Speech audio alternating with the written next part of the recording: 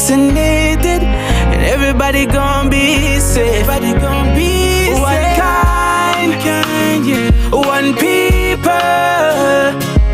We are roll up to roll up, yeah. Cause no man's alone, do what's right, alright. Cause I love you, brother, my sister. And we're in this together, my sister, my brother. I don't wanna lose you. I love you too much. I think it's better for us, yeah, yeah. It's better for us, yeah. I don't wanna lose you. I love you too much, yeah, yeah. It's better for us. Tell your mommy to let it roll out. Bless up, Dejo here, and I'm doing my part in the fight against COVID-19 by following all safety protocols and, most importantly, rolling up my sleeve for the vaccine.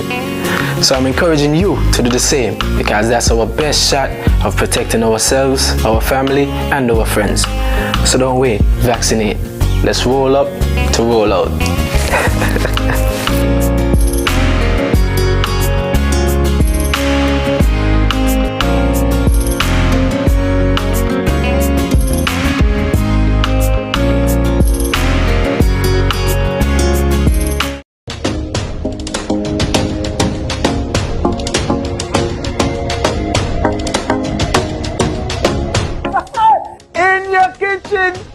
Yo, Sugar Boy, walk on, boy. Well, In Your Kitchen season 1 done, so I just jump in to see what next. But I see you all busy, so it look like something again. Yeah, man, for season 2, the In Your Kitchen team is stepping out of the studio and into the community. Yes, viewer, and don't forget that we're looking for the best and baddest reps in the community, and of course, St. Kitts and Nevis. What? I mean, I'm not bad in the kitchen, but I best on the mic. So, here's what consumers need to know. Customers are entitled to refunds or repair if the goods are faulty or misdescribed. They may choose to accept a credit note if they want to buy other goods from the store owner. Customers need only accept a replacement if that's what they want. No refunds notices are illegal and cannot be displayed on stores. Therefore, they cannot take away the customer's right to a refund. Second-hand goods must be in a reasonable condition for their age and price. The retailer is responsible for the goods which he or she sold to a consumer. You don't have to deal with manufacturers over faulty goods. The same rights apply to sale and non-sale goods. It doesn't matter if you bought them in a store. If a faulty good caused damage to another good, the customer can claim compensation. The customer cannot complain about faults of an item that were made known at the time of sale. However, they still have rights if other faults become apparent after purchase. A message from the Department of Consumer Affairs. Tips and advice to remember. Customers have certain rights of redress, that is, to have the item repaired, replaced, or refunded. Businesses can offer a credit note to customers, but they only have to accept it if they choose to do so. The company that sells you a product is solely responsible if it turns out to be faulty. Even if the product may not be under guarantee or warranty, you do not have to deal with the manufacturer. When buying second-hand goods, the customer should expect the item to still be in a reasonable condition for their age and price. Also, if the second-hand goods have faults, it should be pointed out to the customer at the time of sale. If other faults become apparent after purchase, the customer has a right to redress. A message from the Department of Consumer Affairs. Tips and advice to remember. Unless the product is defective or unfit for its intended purpose, businesses are not required to give you a refund on the purchased item if you find a better deal elsewhere or change your mind about wanting it. No exchange, no refund notices should not appear on signs, receipts, or communicated verbally. This rule also applies to items that are on sale. Never sign a blank contract that a salesperson says will be filled in later. Always keep your receipts, canceled checks, warranties, estimates, contracts, and instructions.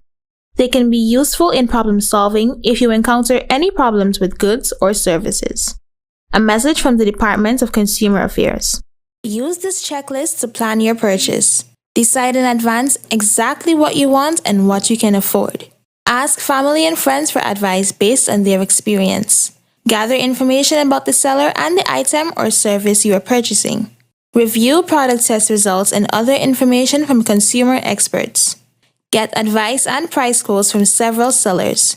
Get the seller's refund, return, and cancellation policies. Retailers sometimes do not update their point of sale system with current prices. If you think the price displayed is incorrect, inquire at the cash point before finalizing your purchase. Ask whom to contact if you have a question or problem related to the item purchased. Thoroughly read and understand any contract or legal document you are asked to sign. Make sure there are no blank spaces. Insist that any extras you were promised be put in writing. Don't buy on impulse or under pressure. A message from the Department of Consumer Affairs. The Consumer Affairs Act of 2003 and its application applies equally to media advertising, websites, catalogs, brochures, pamphlets, billboards and posters, point-of-sale materials and signs, statements made between the salesperson and the purchaser. The Act expects businesses to disclose all the information that they have about the item or service, especially where that information will be influential in the purchaser's decision-making. The Act applies equally to pre-contractual negotiations and to statements businesses may make concerning post-contractual obligations, for example, the availability of maintenance or repair services. Beware of false advertising and scams. Sale advertisements must describe the name, variety, and size of sale items, as well as any restrictions which may not be in fine print. It is illegal to commit bait and switch and promise savings on items that aren't actually available when customers go to the store. The best rule of thumb for any offer is, if it sounds too good to be true, it probably is. In-store sale signs must clearly display the pre-sale price, and the business must have reasonable quantities available. If a store advertises that it is having a specialty sale due to elemental damage or because it is going out of business, liquidating, lost its lease, or renovating, it must have a special sale sign. This is a message from the Department of Consumer Affairs.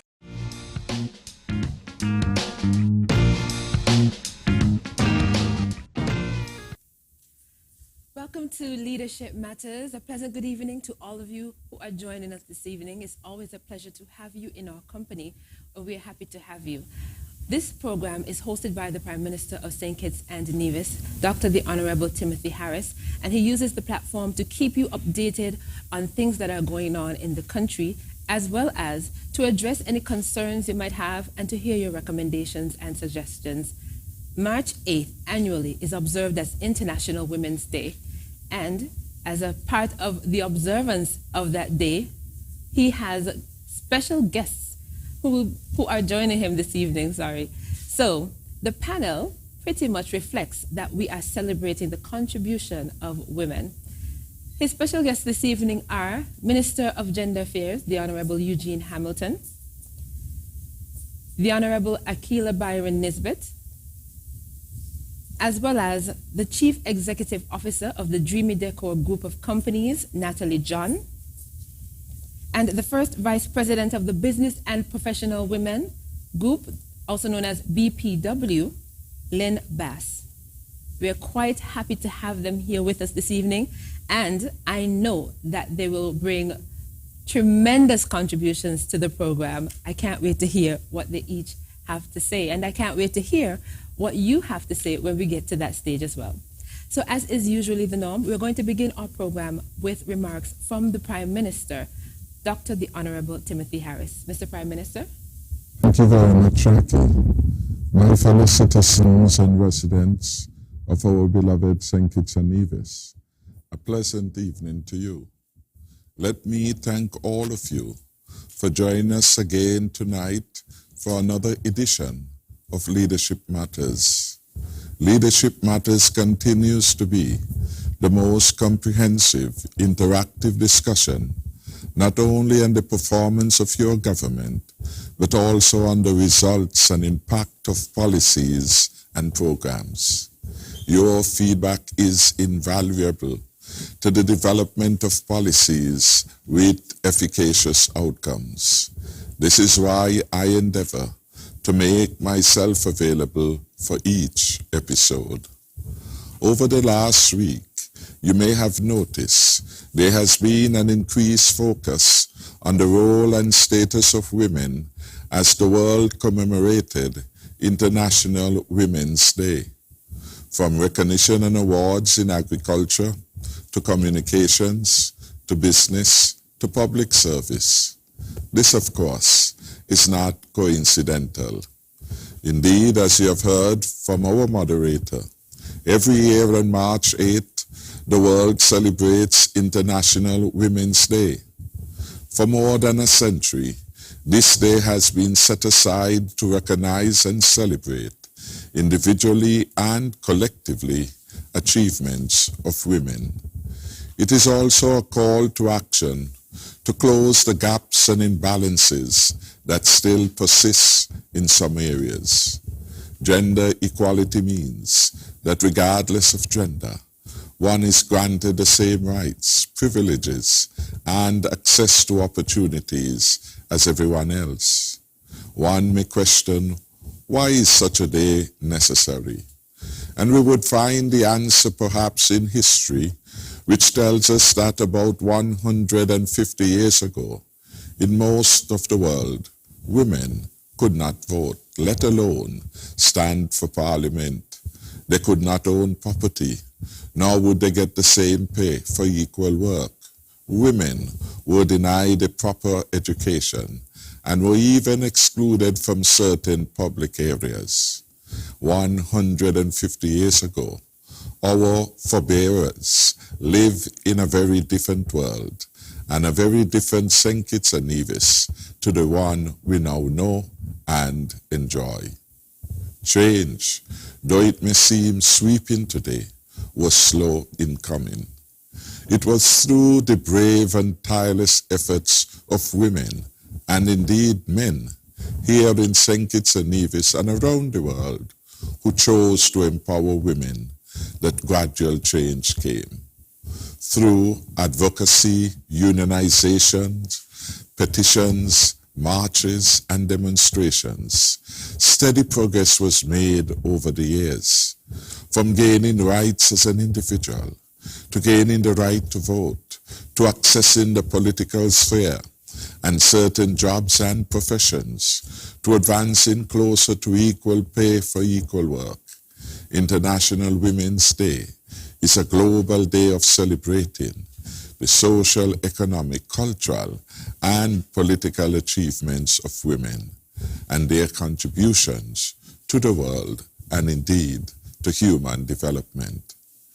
As we celebrate under tonight's theme, empowering women as we power up our future, we reflect that here in St. Kitts and Nevis, we have a rich and storied history on the advancement of women, women's rights, and gender equality. Indeed, consistent with so many other positive international developmental indicators, St. Kitts and Nevis has been and continues to be a leader in this regard. We have some of the highest per capita numbers of women in government and politics, justice, legal and medical professions, professional sports, business, industry and entrepreneurship, journalism, education, and entertainment and culture. The roles played and the contributions made by women in our St. Kitts and Nevis is irremovable from our place as the best managed small island state anywhere in the world, and one of the best places to live on this planet. Our housing minister, the Honorable Eugene Hamilton, who is also the Minister of Gender Affairs, may remind us that St. Kitts and Nevis has one of the highest female home ownership anywhere in the world. And indeed, the uptake and recipients of and from the National Housing Corporation are largely women. In our current economic model, home ownership is one of the greatest empowerment for anyone. This reality of a majority of our women folk owning homes is testament to our administration empowering women as we power up our future. Having only gained political independence in 1983, we are a relatively new nation. However, St. Kitts and Nevis set a very high standard from the onset with regard to the advancement of women, with the election of Dame Constance Viola Mitchum to our national parliament way back in 1984. She was the first woman elected to our National Assembly. It has been common practice in St. Kitts and Nevis to have women not just involved but leading at the highest levels in all areas of our national development. Even tonight, we see this reflected. And of course, tonight we have the program being moderated by a talented woman. Firstly, we had Valencia Grant, now Jacqueline Bryan. 3 of tonight's panelists are women. Mrs. Akila Byron Nisbet is an elected member of Parliament and a Minister of Government. Miss Natalie John is an entrepreneur and board member of the Chamber of Industry and Commerce. Miss Lynn Bass is a corporate executive and first vice president of the Business and Professional Women. The influence and contributions of our women in society are far-reaching. We can highlight women and the roles and positions they have served or are serving in the greater development of our nation. We can mention just a few at the top levels of excellence and achievement in various socio-economic disciplines. I want to mention Mrs. Josephine Huggins, our Cabinet Secretary, Mrs. Hilary Hazel, our Financial Secretary, who successfully led the ministry through the turbulence of the COVID-19 pandemic over the last 2 years. The Honorable Akila Byron Nisbet, a Member of Parliament for Constituency number 3, and of course our Minister of Health. Miss Idris Lewis, designer of our national flag. The Honorable Hazel Brandy Williams, Junior Minister in the Nevis Island Administration.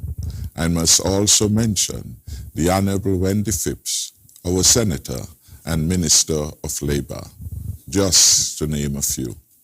To all the women who have contributed and are contributing to our nation's progress, allow me on behalf of our grateful nation to express our profound gratitude to you from the bottom of my heart. May Almighty God bless our women with continued favor, and may He continue to bless our beloved Federation of St. Kitts and Nevis. Thank you.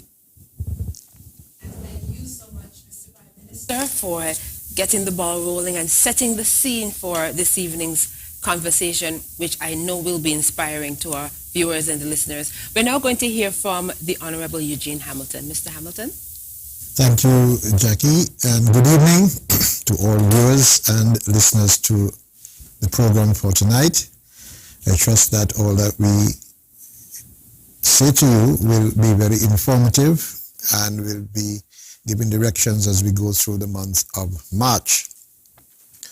1 week ago today, Tuesday, March 8th, St. Kitts and Nevis joined with the international community to celebrate International Women's Day. As Minister of Gender Affairs, I greeted all women on that date under the theme, Gender Equality Today for a Sustainable Tomorrow. Of course, there was a sub-theme, #BreakTheBias. And so I pause at this point to shout out, to acknowledge, to honor 2 women who will be 100 years this month. In fact, there is Miss Angeline Rivan Matthew. She will celebrate next Thursday, 24th March, 100 years at the church in Sandy Point.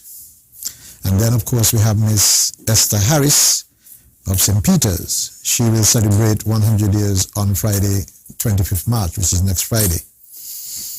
I should also celebrate with my own daughter who is having a birthday today. I hope she's listening. The theme which I used last Tuesday, gender equality today for a sustainable tomorrow, needs to be explained a bit, because Sustainable Development Goal number 5 declares that gender equality is not only a fundamental human right, but a necessary foundation for a peaceful, prosperous, and sustainable world. Gender equality refers to responsibilities and opportunities of males and females, irrespective of their sex. Our national statistics indicate that more than 50% of all households are headed by single mothers. This group faces multiple and interesting forms of discrimination and greater vulnerability, particularly the most socially and economically oppressed, including women living with disabilities. St. Kitts and Nevis, of course, is located in one of the most vulnerable regions of the world. High exposure to natural hazards, the consequence of which severely affects our economy and pose threats to the sustainability of economic growth. And of course, those natural disasters, which as a result of climate change and as a result of all of those hurricanes, do not indicate any gender neutrality. It affects males and females differently. And those gender inequalities, women's vulnerability and disadvantages have been exposed following the effects of COVID-19 pandemic. And of course, we saw the increase in the rates of domestic violence, and we saw the disproportionate burden of unpaid domestic work and care responsibilities. Later this evening, we probably will go into how the Social Security and other institutions like those responded. The Ministry of Social Development, however, and the Gender Affairs and its International Day Awards ceremony was held Tuesday as well, and we honored 6 women for significant contributions in the area of science, digital, blue and green economies, and COVID-19 response and recovery. Those 6 women are Dr. Marisa Tate, Tessa Wyatt, Danielle Taylor Williams, Tricia Grove King, Miss Kerry Tuckett, and I think I missed one. Well, those 6 women. They were awarded last week for their contributions in the fields that I just stated. And this week, in fact yesterday, commenced an important session, an international session held by the United Nations. And that session is held every year, and this year will continue until the 25th. Our own embassy, our mission in St. Kitts and Nevis to the United Nations is gearing up to make a presentation during these few days.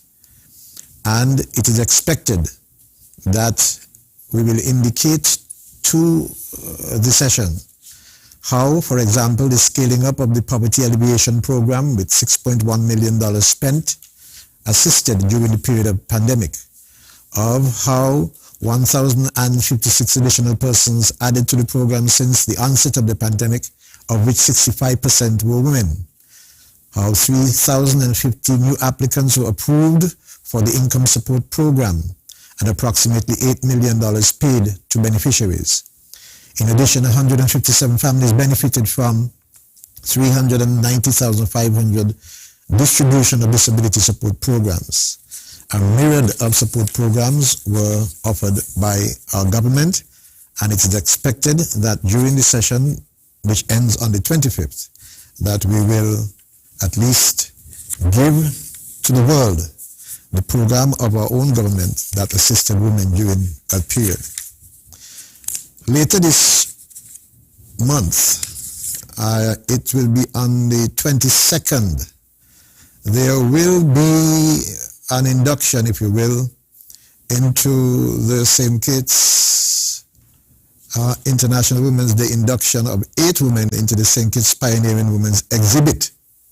These women are Tricia King-Grio, who also got awarded last Tuesday, Dr. Dolores Stapleton Harris, Vashti Phillip,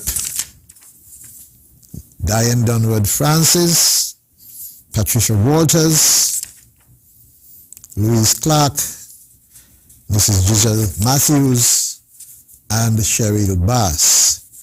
It is our demonstration to those who have made contributions in their various fields, and they will be inducted into that program on the 22nd. I will pause, but I propose that there will be quite a few issues that will be covered, and I will allow my other colleagues to make the opening statement. Thank you so much, Mr. Hamilton. We're now going to hear from the Honorable Akila Byron Nisbet. Very much, Jackie, for allowing me the opportunity, and I also want to thank the Prime Minister for inviting me to be part of this very important Leadership Matters as we speak to and speak with women who have made their contributions within leadership roles within St. Kitts and Nevis. And as Mr. Minister Hamilton would have indicated just last week, we would have celebrated and recognized women for the role that the leading role that they play in our society for the UN's International Women's Day. During that time, we also recognized, as he would have pointed out, a number of women in various fields for the contributions that they have made to St. Kitts and Nevis. And I would want at this time to congratulate those women on their achievements and for the contributions that they have made, and to let them know that St. Kitts and Nevis is grateful for the work and contributions that they continue to play within our country. We are proud to say that all women should have a future that is sustainable, peaceful, and with equal rights and opportunities for all. For me personally, I continue to be amazed with the work being done by the powerful women across St. Kitts and Nevis, and women who, even in these uncertain times, continue to open their new businesses and continue to be leaders within their communities. And while we recognize the women in leadership across the world on International Women's Day, we must also remember the women in our own communities that are achieving an equal future here in St. Kitts and Nevis. Women who are taking bold steps in reshaping their own lives, their own communities. Women who are reshaping what we consider to be the ideal career paths, and who are willing to speak their truth while doing this.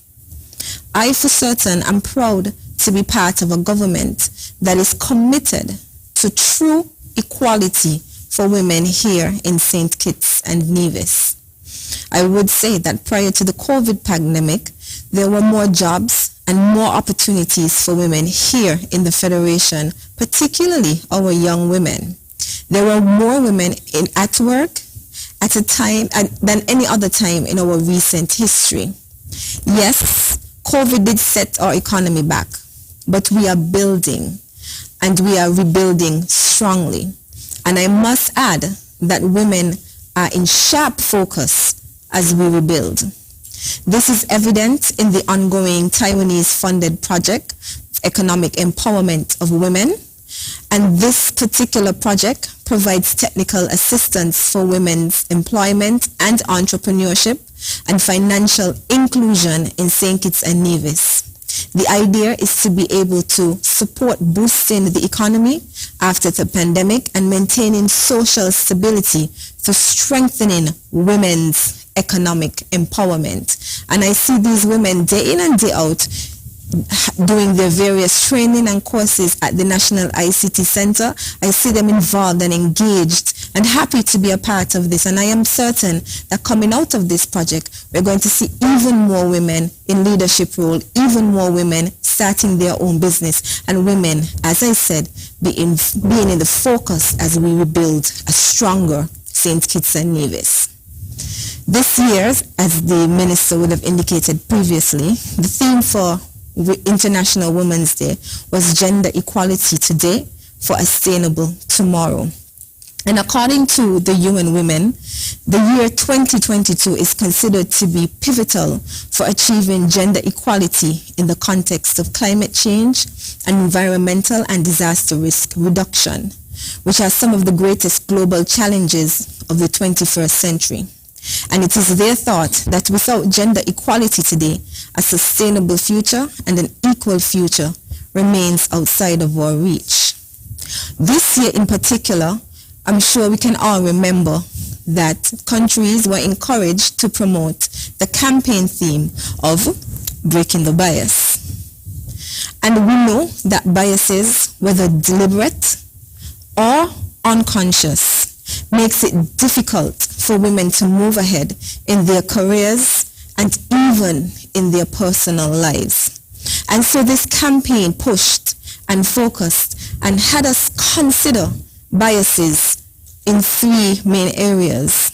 They wanted us to think of a world free of bias, stereotypes, and discrimination. They wanted us to think of a world that is diverse, equitable, and inclusive. A world where difference is valued and celebrated. And so, as this campaign came to an end, because we saw everyone speaking about it during that day, but we don't want it to just be words. We want this campaign to be now turned into action.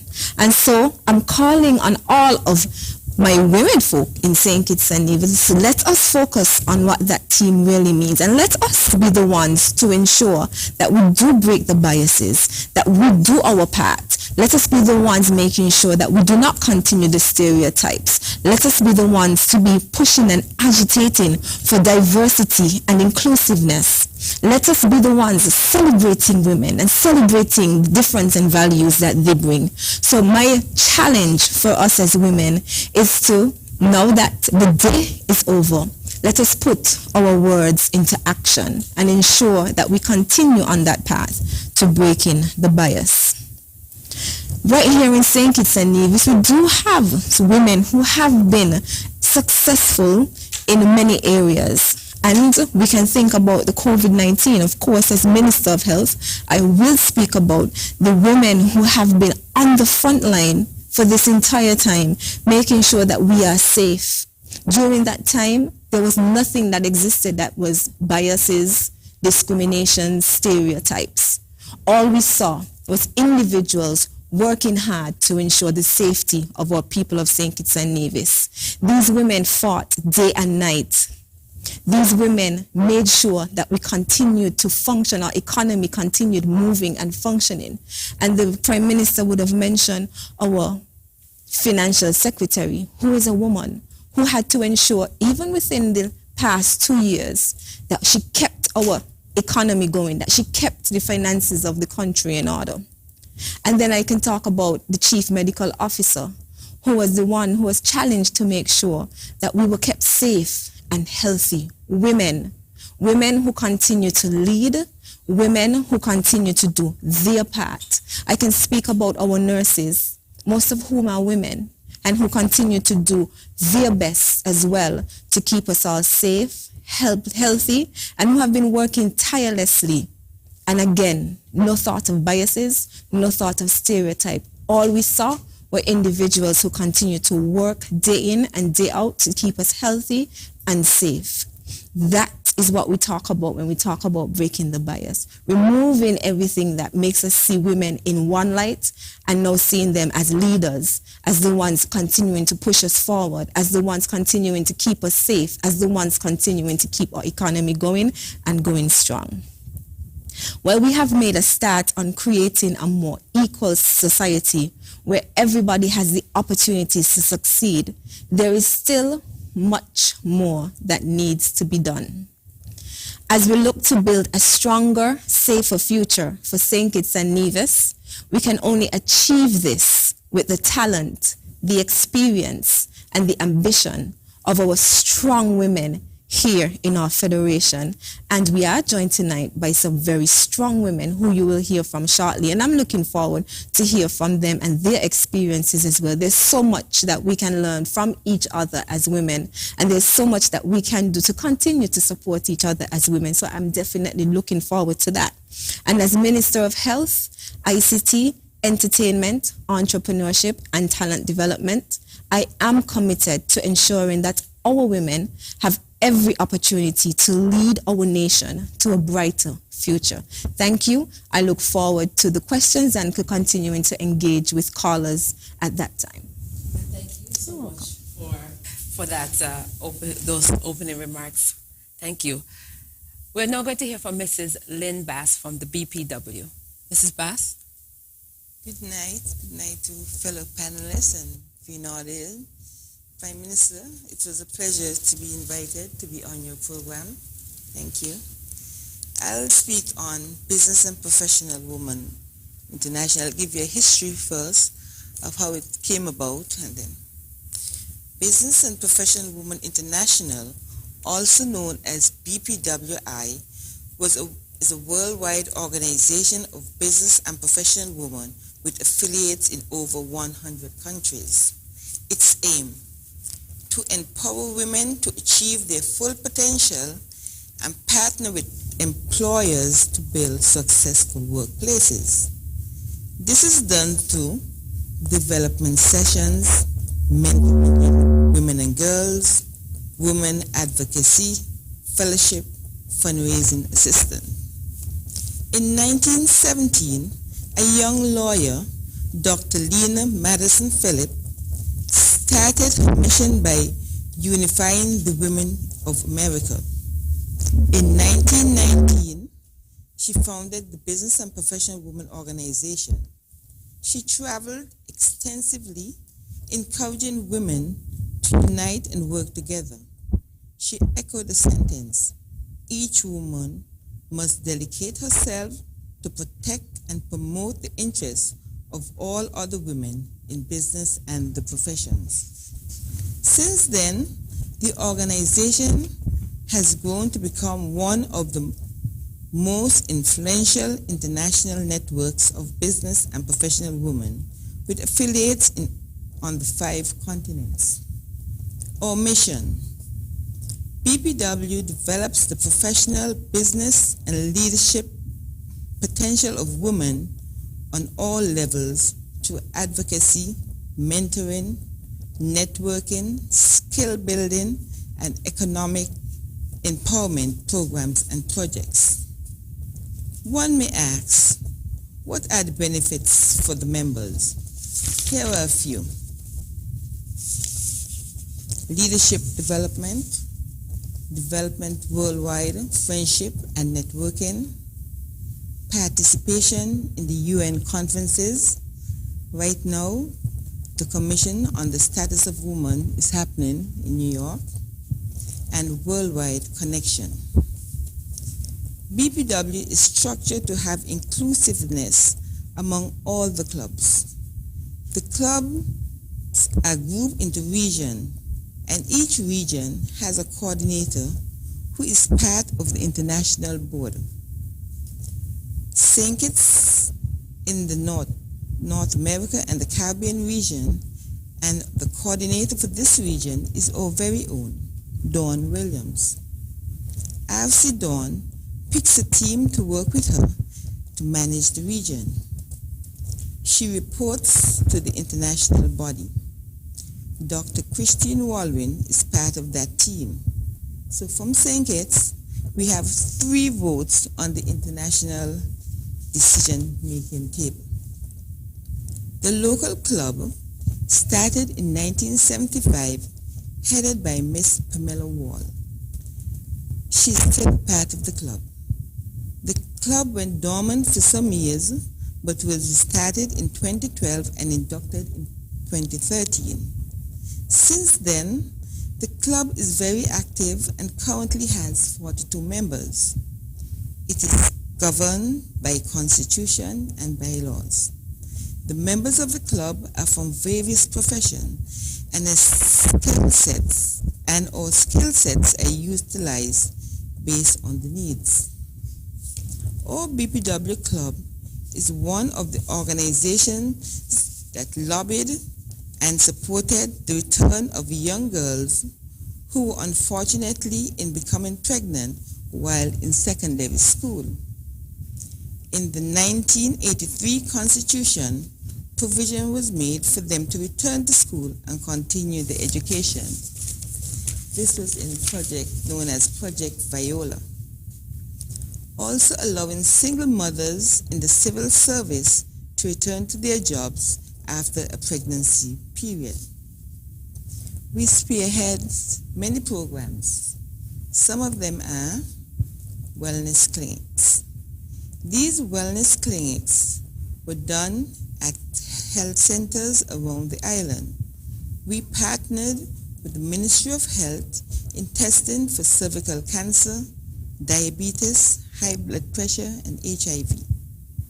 These clinics were very productive as women who could not leave their work during the week, and Saturdays were the only day available, they were able to utilize these services. This project received an international award in Egypt in 2017. We also held a foot care clinic where we partnered with Medical Association, Petron Newton, and the AVEC to have foot care clinics for senior citizens. This program started in 2019, but due to COVID, we had to place on hold. This we hope to continue, as one saw the satisfaction on the seniors' face after their sessions. As a Christmas gift to the children home, our club painted the dorms at the home. We will alternate by 1 year painting the girls section and the other year the boys section.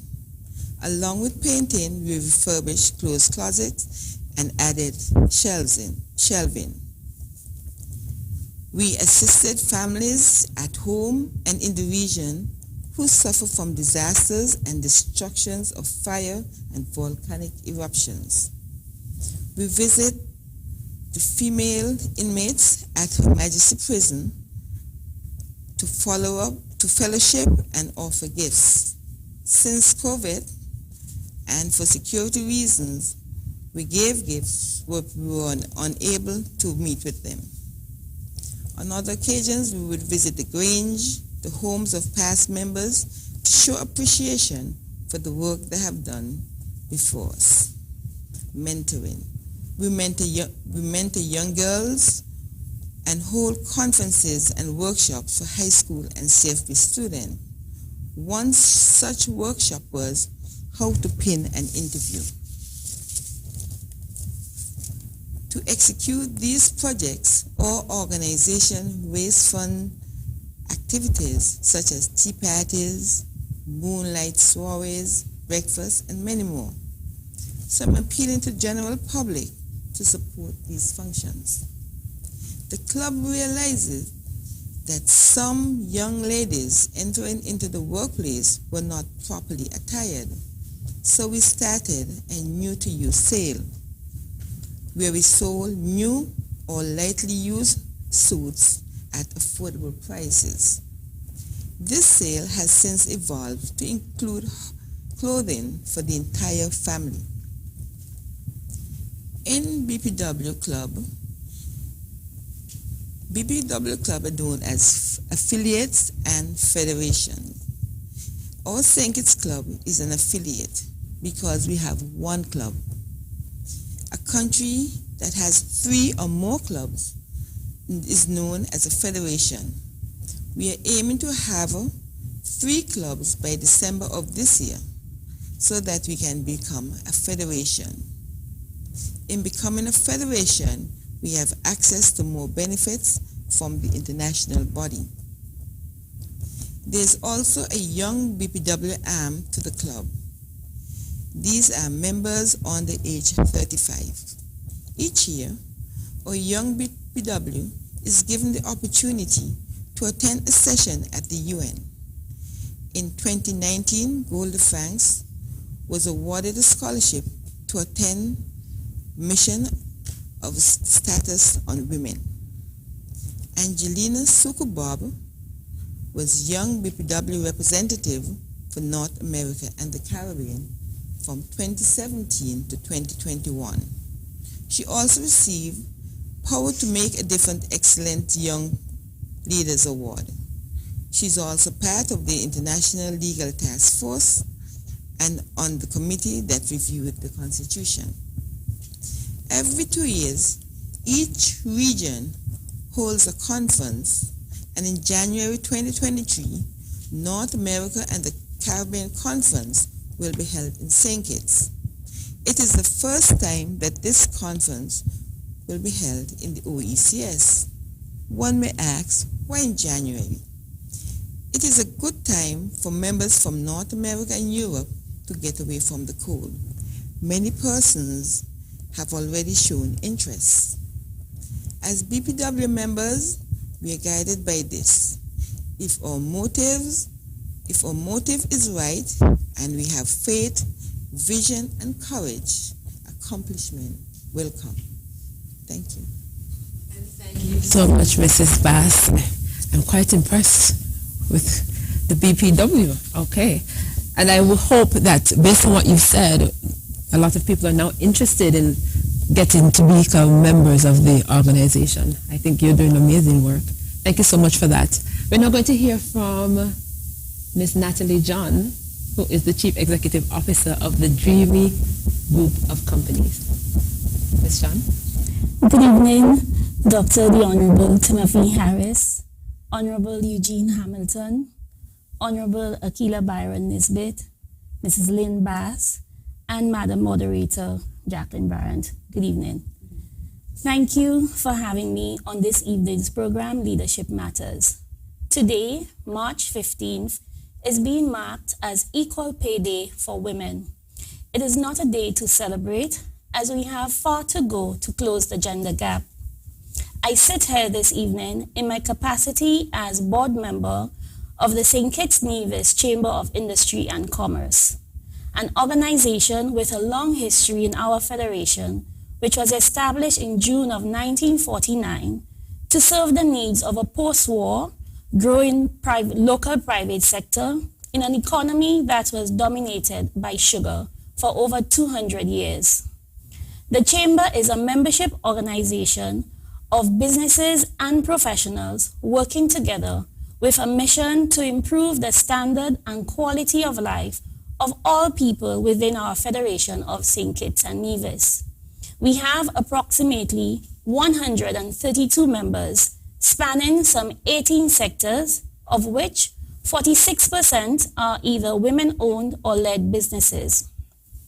Our commitment to equal opportunity for all goes across genders.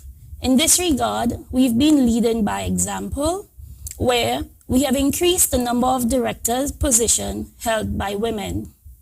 We have had long-serving female directors, executive directors, namely the Honorable Wendy Phipps and Mrs. Brenda John. In 2020, we had the first female president of the Chamber, Mrs. Giselle Brisbane Matthews, who assumed the role during one of the most difficult periods in our history and who led the Chamber by giving stellar service in advocating and working with government to see the reopening of our economy during the lockdown period of this pandemic. My journey has not been inhibited as a woman. I grew up with entrepreneurial parents who owned multiple businesses.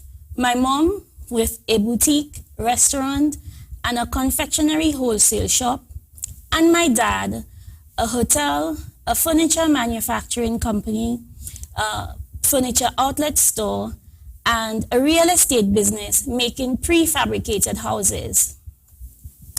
My role at a very early age was to conduct sales and to ensure that at the day's end, it tallied with sales with the cash receipts.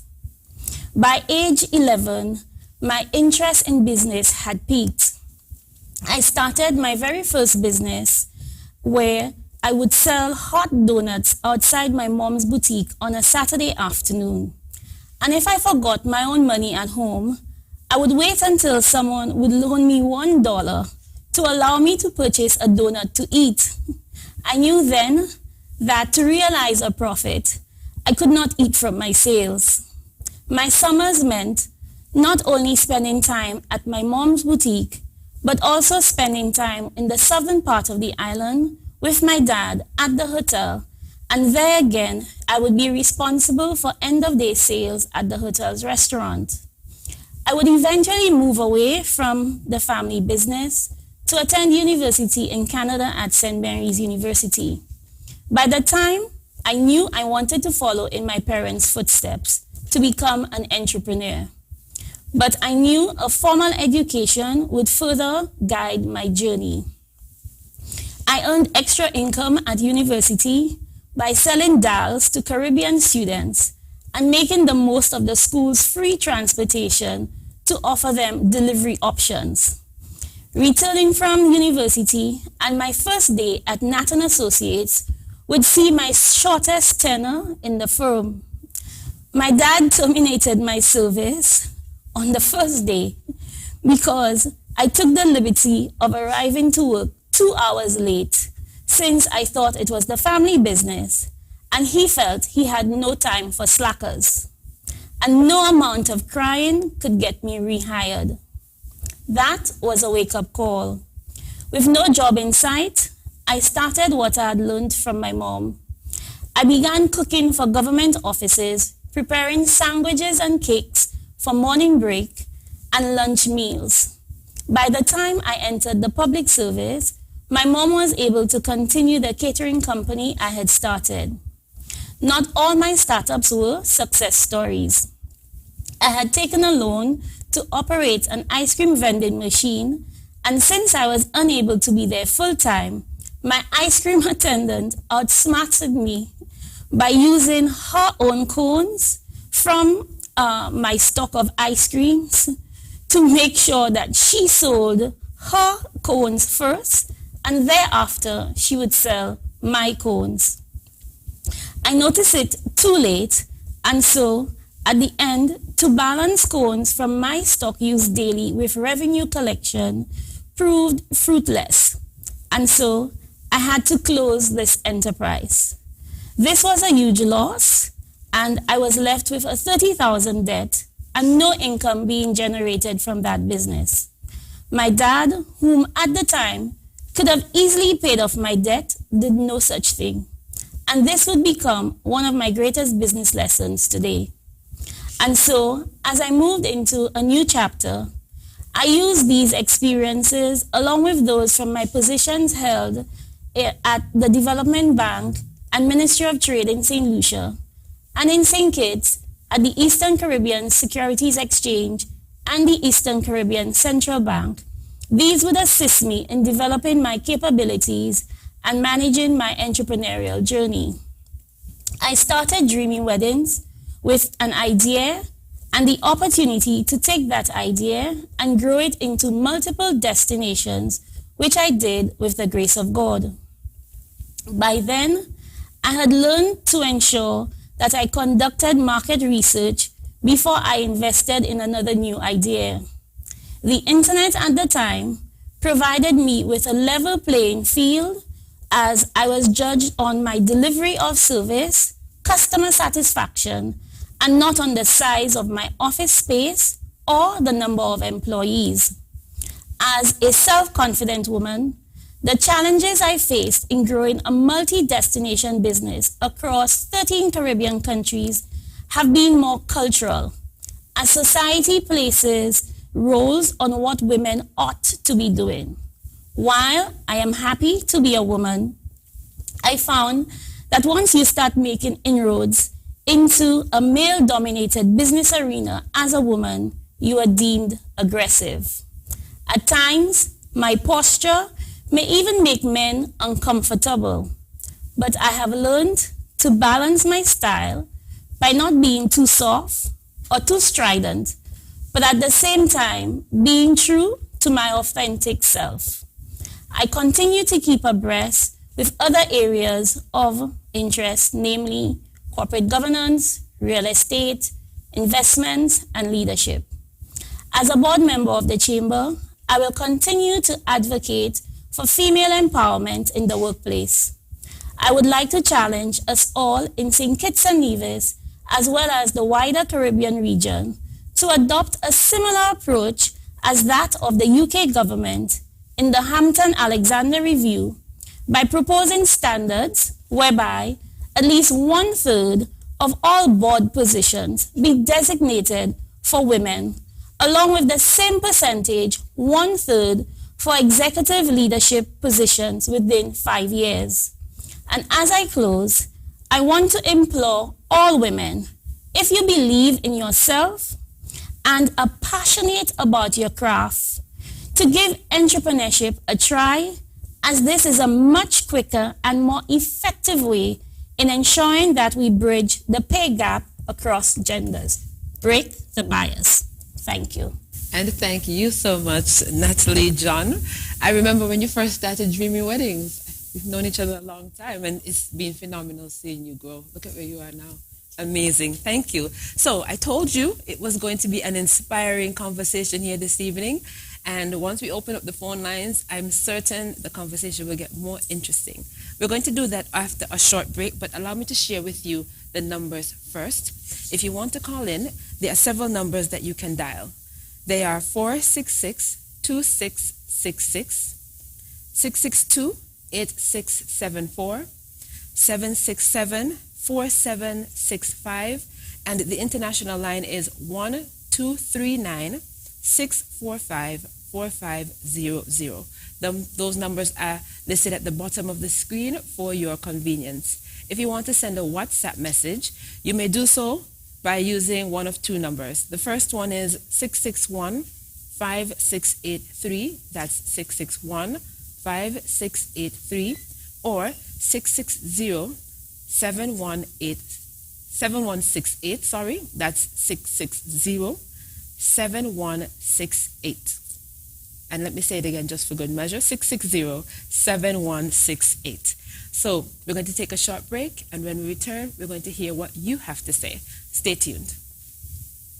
Tips and advice to remember. Customers have certain rights of redress, that is, to have the item repaired, replaced, or refunded. Businesses can offer a credit note to customers, but they only have to accept it if they choose to do so.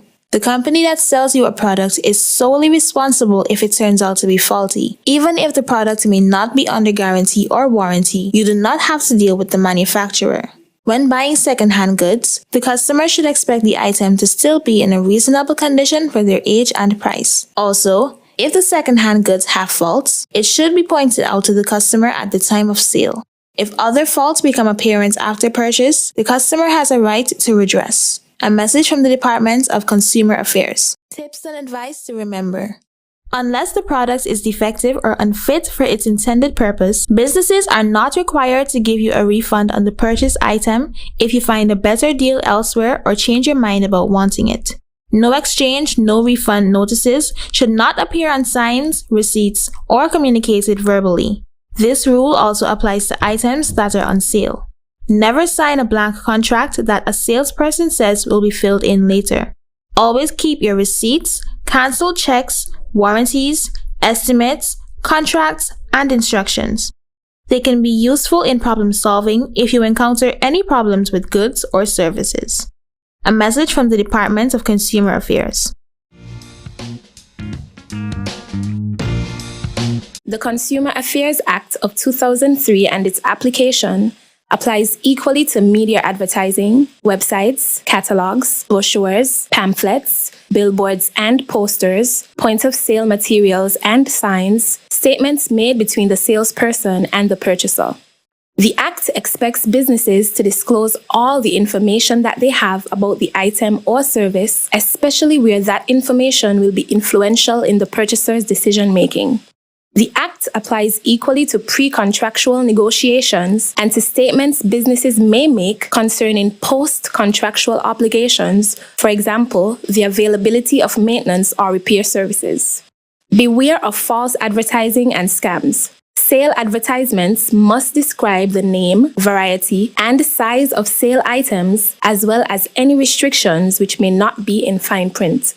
It is illegal to commit bait and switch and promise savings on items that aren't actually available when customers go to the store. The best rule of thumb for any offer is, if it sounds too good to be true, it probably is. In-store sale signs must clearly display the pre-sale price, and the business must have reasonable quantities available. If a store advertises that it is having a specialty sale due to elemental damage or because it is going out of business, liquidating, lost its lease, or renovating, it must have a special sale sign. This is a message from the Department of Consumer Affairs. Here's what consumers need to know.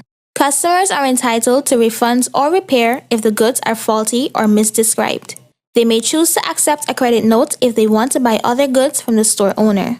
Customers need only accept a replacement if that's what they want. No refunds notices are illegal and cannot be displayed on stores. Therefore, they cannot take away the customer's right to a refund. Second-hand goods must be in a reasonable condition for their age and price. The retailer is responsible for the goods which he or she sold to a consumer. You don't have to deal with manufacturers over faulty goods. The same rights apply to sale and non-sale goods. It doesn't matter if you bought them in a store. If a faulty good caused damage to another good, the customer can claim compensation. The customer cannot complain about faults of an item that were made known at the time of sale. However, they still have rights if other faults become apparent after purchase. A message from the Department of Consumer Affairs.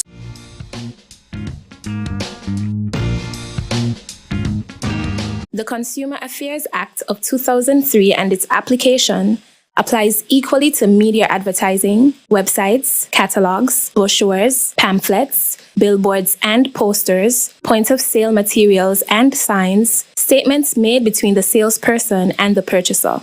The Act expects businesses to disclose all the information that they have about the item or service, especially where that information will be influential in the purchaser's decision-making. The Act applies equally to pre-contractual negotiations and to statements businesses may make concerning post-contractual obligations, for example, the availability of maintenance or repair services. Beware of false advertising and scams. Sale advertising.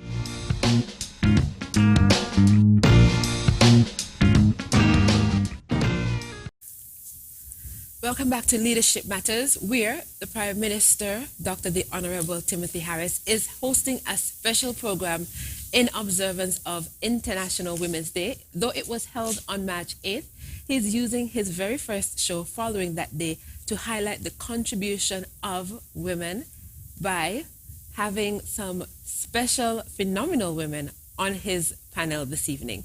So he is joined. Oh, that is not to say, Mr. Hamilton, you are not phenomenal as well. But we are joined this evening by the Honorable Eugene Hamilton, who is the Minister of Gender Affairs. And we have with us the Honorable Akila Byron Nisbet, who is the Parliamentary Representative for Constituency number 3.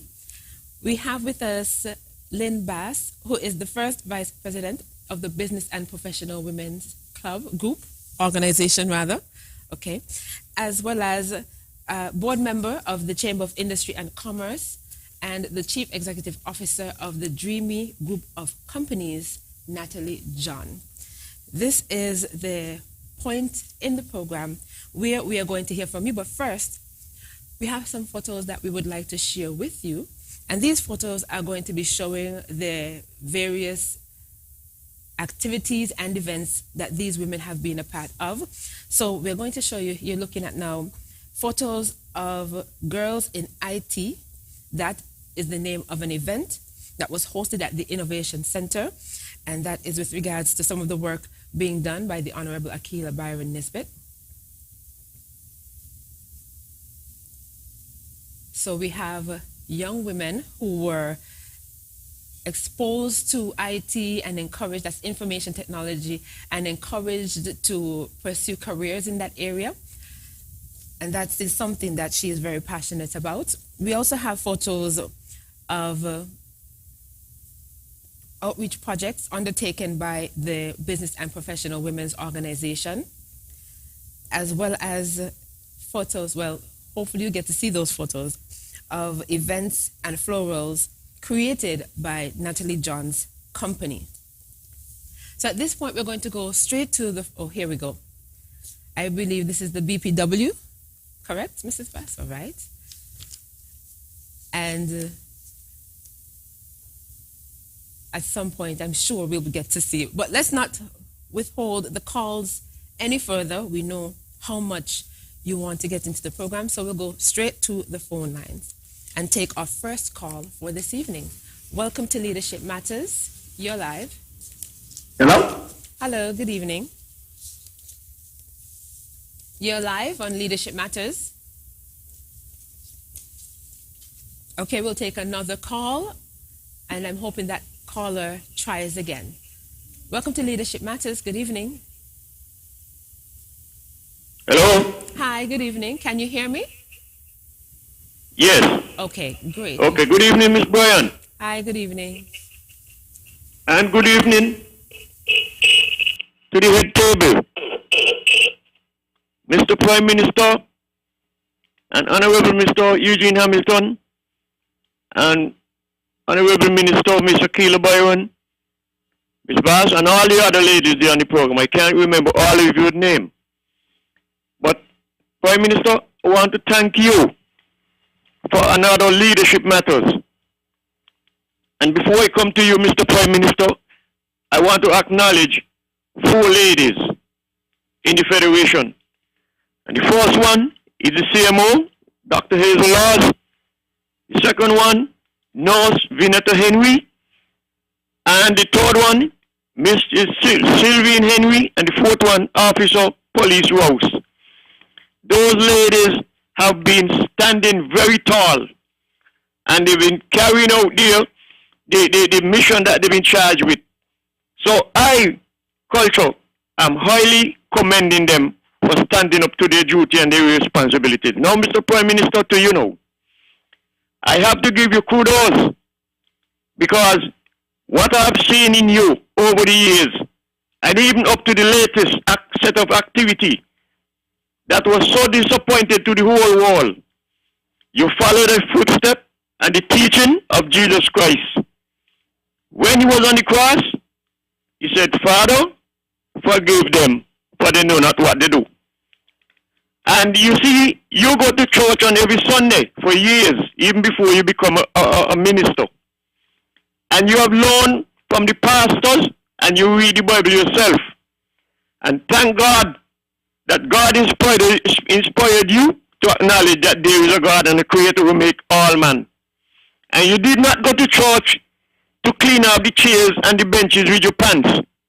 You go in there to give God praise and to worship Him and come out and to serve. And you did that, you exhibited that on Sunday. You stand up like a statesman, you stand up like a gentleman, and that is so great to know that a person like you who lead in a country, you did not stoop, you did like what Michelle Obama said. When they go low, you go high. And Mr. Nelson Mandela, when he came out of prison, are going down now. A lot of people expected Mr. Mandela to fight back fire with fire. But no, he did just like what you have done. He acted on the teaching of Jesus Christ and the Bible. And so, tonight, I commend all women in the world who step out to be self-entrepreneurs, and those who have been successful, kudos to you, and those who are not yet, keep on pursuing. Thank you very much for taking my call, Jacqueline. And thank you so much for contributing to this evening's program. We'll take another call. Welcome to Leadership Matters. You're live. Hello, good night. Hi, good evening. Hello, good night. Hi, good evening. Can you hear me? Hello? You're live on Leadership Matters. We are hearing you, Bucky. I'm not hearing, but I'm going to continue to speak. Yes, please. Okay, I'm going to speak. Go right ahead. I just want to acknowledge the panelists here tonight. especially the Honorable Akila Byron Nisbet, and you also, Mrs. Bryan. I see the Prime Minister, our loving, caring Prime Minister, have recruited you all, and he is doing a wonderful job in continuing empowering women. Now, I hear a lot of talks about women not being empowered in St. Kitts, and I beg to differ, because if you look at Akila Byron, she can give you her track record, how she came in Parliament. Now, Mr. Prime Minister, what I would like to see next time on your show is to have some more women. We have a lot of women doing farming.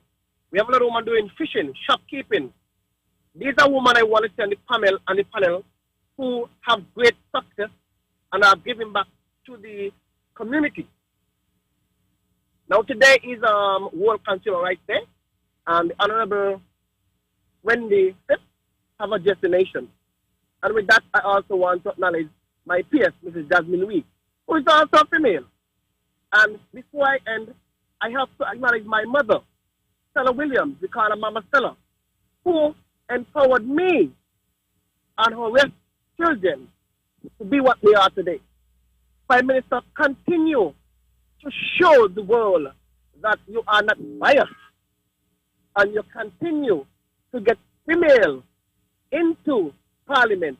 You continue to get female in society and help them to shine and grow. So when they're saying that woman is not being empowered in St. Kitts, give them the track record. Let the Honorable Minister Akila Byron speak about her track record. Let's just look at Miss Bonnie, who's done overseas. Have a good night, and you be good. This is Bucky, and Bucky has got it over now. Welcome to Leadership Matters. You're live. Hello? Okay, we'll take another call. If you're having difficulty to the program, I Hello? encourage you to continue trying. And the producers are working to clarify any issue that might exist. Welcome to Leadership Matters. You're live. Hello, can you hear me? Hello? I think this will require us to take a quick Okay, detour just want to from make our sure as soon as usual they got me. program. Okay, good night, And at this everyone. stage, while the issues are being rectified, I would basically put a question to our female panelists, similar to the question I posed last year, where we had a similar program, a very powerful program, same way, that if you could tell us a bit about, well, Mrs. Bass, I know you spoke about the group, but if you could tell us a bit about your own personal journey to where you are today, and share with us some of your successes.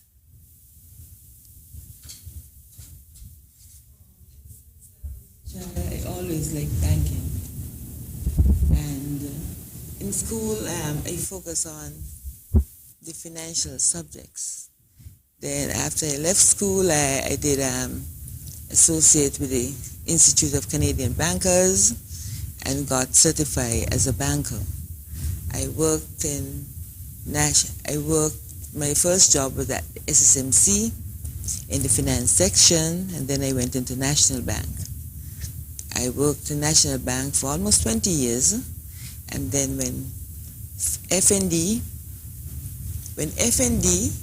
was moving from just a lending institution into a financial institution, I went there as to set up the banking side of the FND. I've worked there for 10 years, and now I'm in the Police Credit Union, doing the same operational and the banking side of it. And did you find that you had significant challenges along the way that might have prohibited you from being where you are today?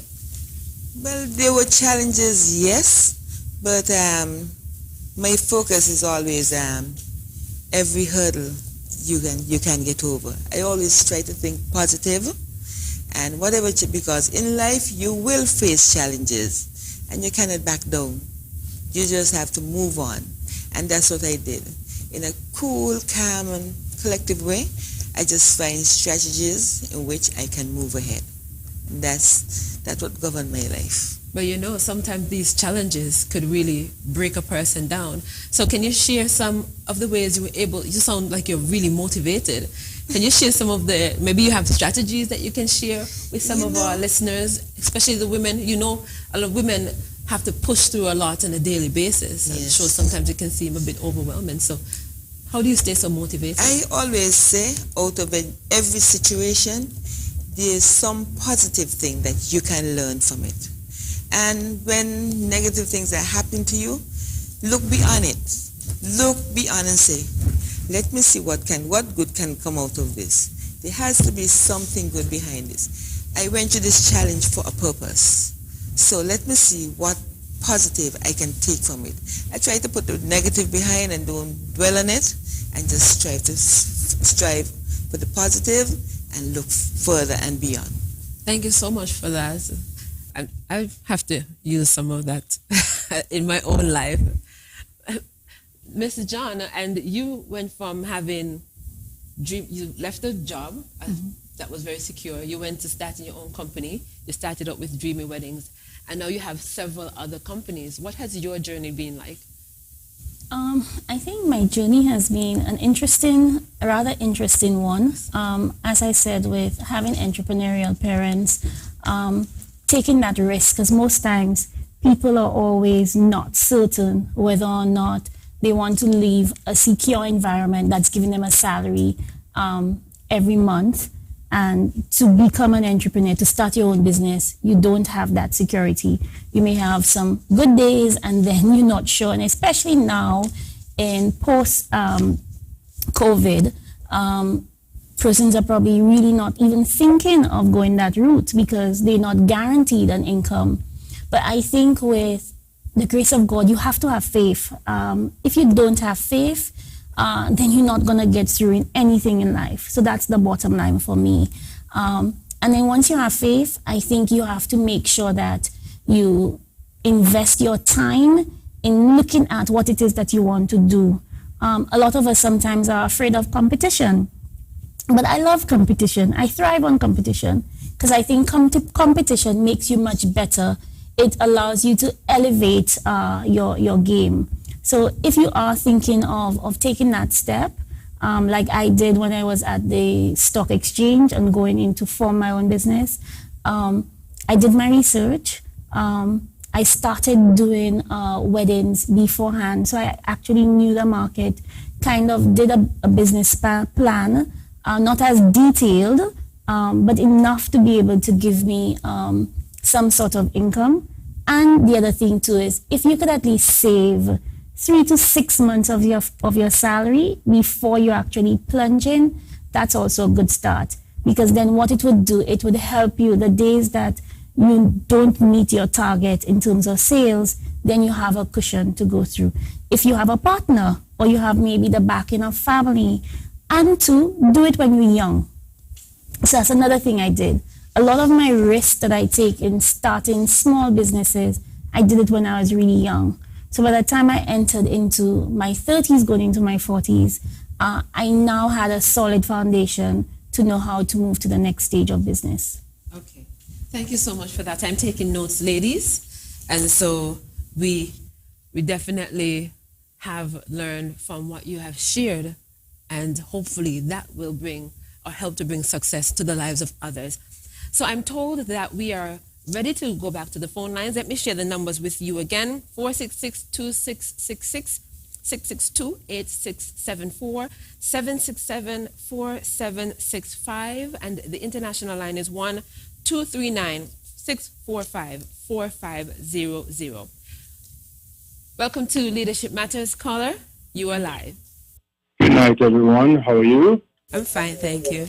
All right. My name is Craig Tuckett, Director of Communications for the People's Labour Party, PLP.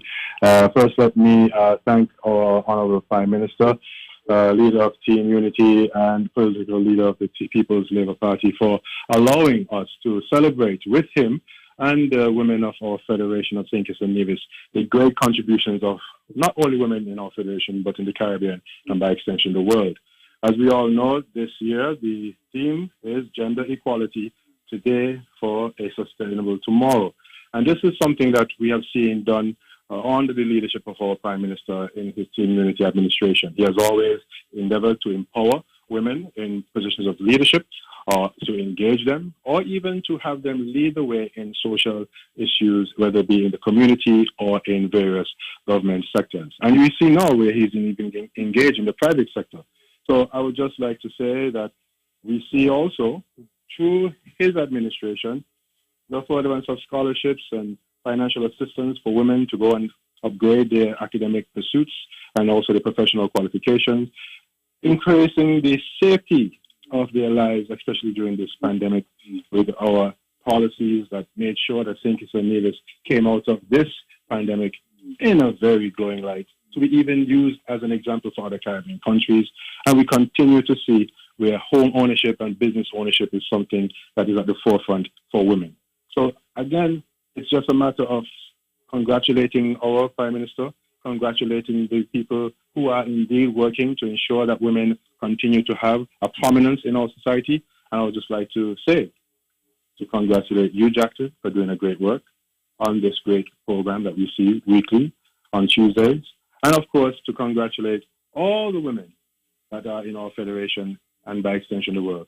And it would be beholden upon me if I did not mention my beloved mother, Dr. Sharon Esdale. I must say, thank you for rearing me, for bringing me into this world. You didn't have to, but happy International Women's Day.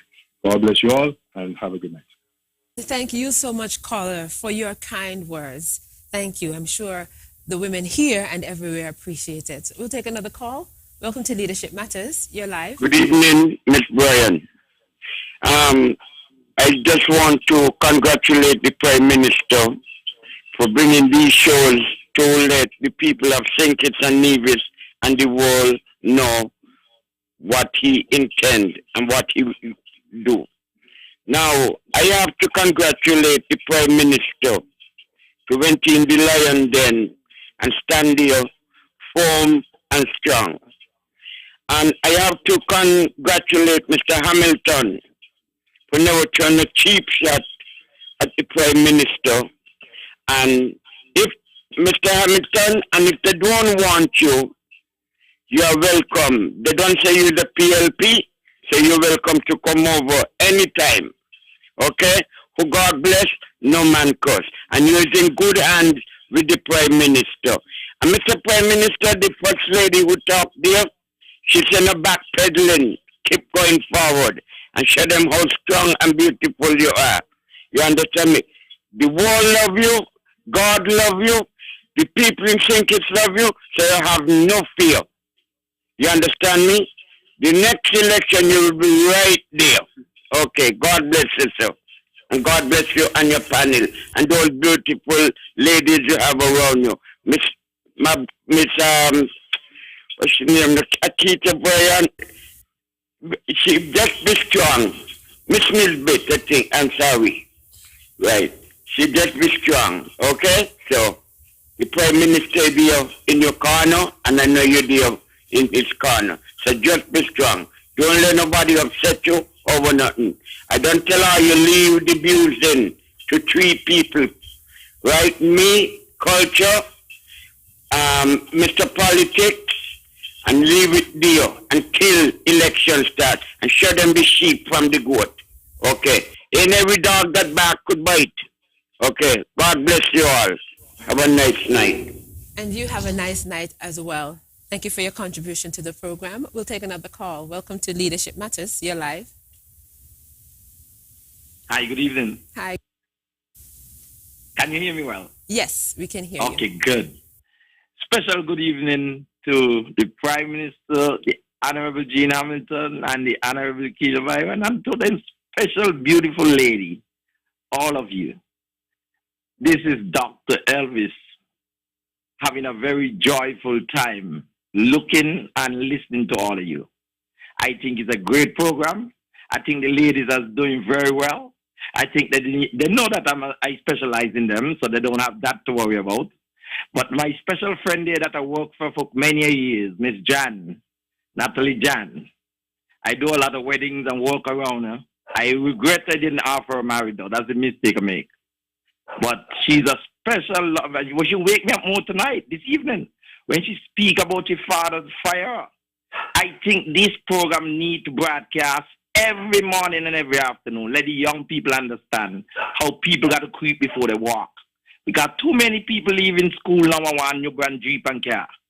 I think this is the road to walk. Honorable Prime Minister, before you come off the phone, I got to give you a lot of credit, not just in the development of the country, but I used to think I'm strong, but I now realize that I'm weak to you. When I listen to a man complaining about not getting enough money, but Mr. Mr. Amory from 1992 to 2006 never complained about running his country. Turn around, Mr. Parry came from 2006 to 2013. As the Premier now said, the most money Nevis ever get is now. Well, how come these people ain't complain and nobody was in a ghost town like how Nevis be today? And he is complaining and trying to blame on you, but I could tell you why. It's a psychology. What happened? He's looking for sympathy for the local election. So what he's doing now is to make it look like the leader of the country holding back his money while he can't get things done in Nevis. But it ain't so. It's a way to protect himself because of his weak spending. You see, not everybody come a minister. The portfolio that they deserve to be the senior man. In Trinidad, the finance minister is a senator. Because he studied, he learned it. A lot of people don't understand that and see it in other countries. Being an elected member don't mean you must be the senior minister in a portfolio, in a ministry. If you're not strong in it and you're not great in it, make up in your mind to be the minister for something else, or the person can run their affairs and make you look good just like a permanent secretary. And I'm really disappointed in the behavior of mature people, are supposed to be mature people, with that kind of behavior Sunday. I mean, I never in the history from 1980, when the People's Action Movement formed the government, and the 19th of February, I was about close to 16 years old. I was like 2 months short. And I got a great experience about the going over Nevis and the two members from Nevis, Stephen and Daniel. And I'm disappointed when people can support wrong to insult the police. And instead of the ministers and them say, no, apologize in the morning, no courthouse business need to be involved, not with the minister. Why? Each person that elected by the people in a country, and also who is nominated as senators and speaker of the house, must be saluted by the police. If they're in uniform, with their hand up in the ear from their cap, by their head. If they're in plain clothes, they got like full attention, both hands. That is the salute I wear for the police. And I grieve my spirit in my house to listen to that, the police protecting your house in the night with rain anytime, any report. And up to today, you're not hearing people encouraging the ministers to let us go forward and apologize to the police all year clock. That should have done 2 months ago. You don't have to have no case because none of us perfect. Not one of us perfect in this country. I went down to OTI sometime in August about 2 years ago, and I was disappointed with something, and I went on. They try a case in tourism behind my back. Mr. Grant and them, and give me a full month suspend without work. They send a letter to Oh, sorry, you got cut. I was trying to get your attention to ask you to get to the end of your presentation, your contribution rather, so that we could take some other calls. We already had some technical difficulties. I appreciate your contribution, but we want to take as many people as possible, seeing as we lost some time because of the technical issues. But thank you so much for your contribution to the program, and I know that you made the ladies here on the panel this evening feel extra special tonight. We'll take another call. Welcome to Leadership Matters. You're live. Hello. Okay, I'm told we don't have any additional calls. So thanks to all the persons who have called in so far. Remember, we can still take WhatsApp messages. The numbers for those are We have two numbers. So those numbers are 661-5683. That's 661-5683 and 660-7168. That's 660-7168. I didn't get to ask Ms. John if you could give us a description of your businesses. I know we spoke about Dreamy Weddings and I made mention of the Dreamy group of companies, but what are the companies? Okay, Ms. Brandt. So Dreamy, I actually started off with Dreamy Weddings, and that was, I think, 24 years ago. That sounds long. And then I eventually started Dreamy Floral and Decor Bar, which actually does floral design events. We operate here in St. Kitts only. Dreamy Weddings, as you know, operates in 13 Caribbean destinations.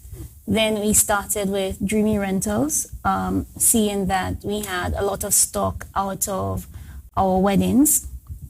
And then essentially I had to close down the Dreamy Weddings office in St. Lucia and put our head office as St. Kitts because it was just difficult to just go back and forth with LIAC challenges.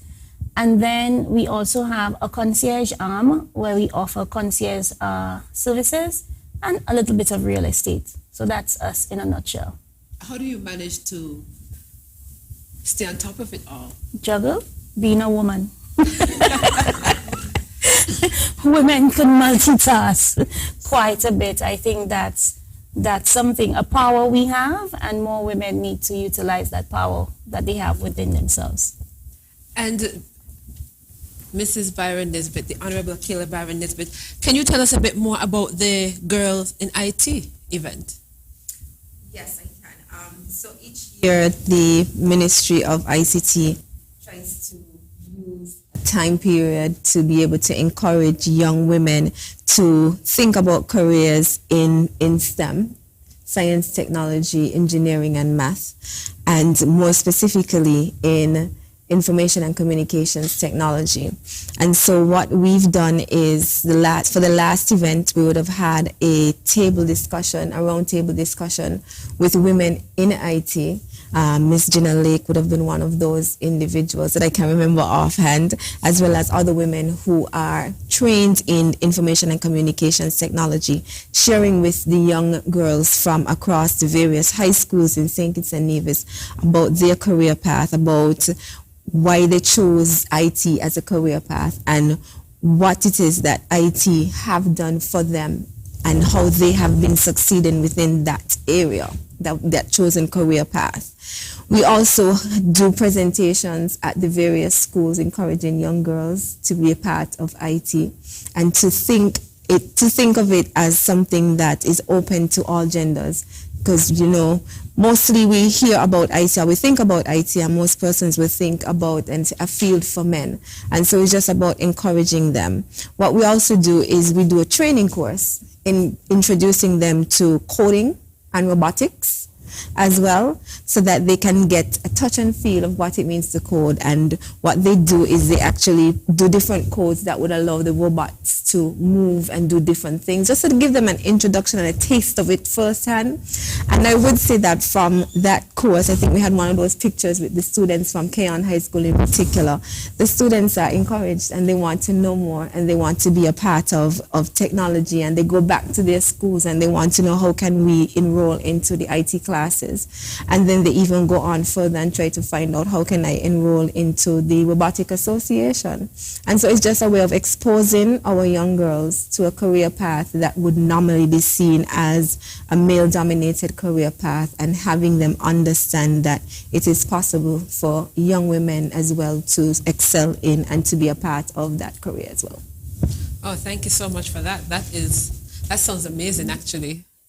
And that's one of the reasons why I think this program is so important to listen and view, because when I sat here and I listened to the work of the BPW, and I'm hearing now about the Girl in ICT project and about the strides made by Miss John, I am just floored by what has been done, what is possible, and if this is any hint of what is to come, then Look out, world.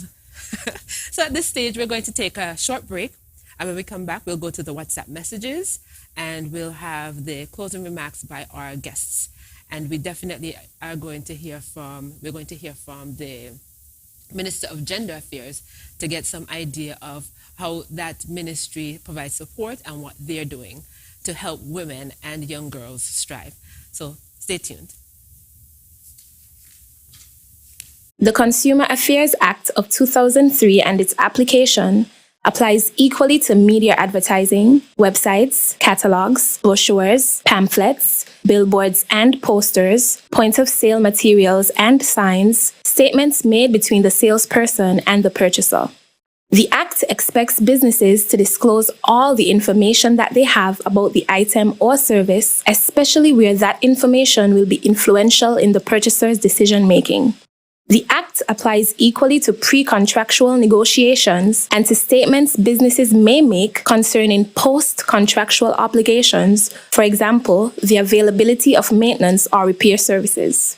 Beware of false advertising and scams. Sale advertisements must describe the name, variety, and size of sale items, as well as any restrictions which may not be in fine print.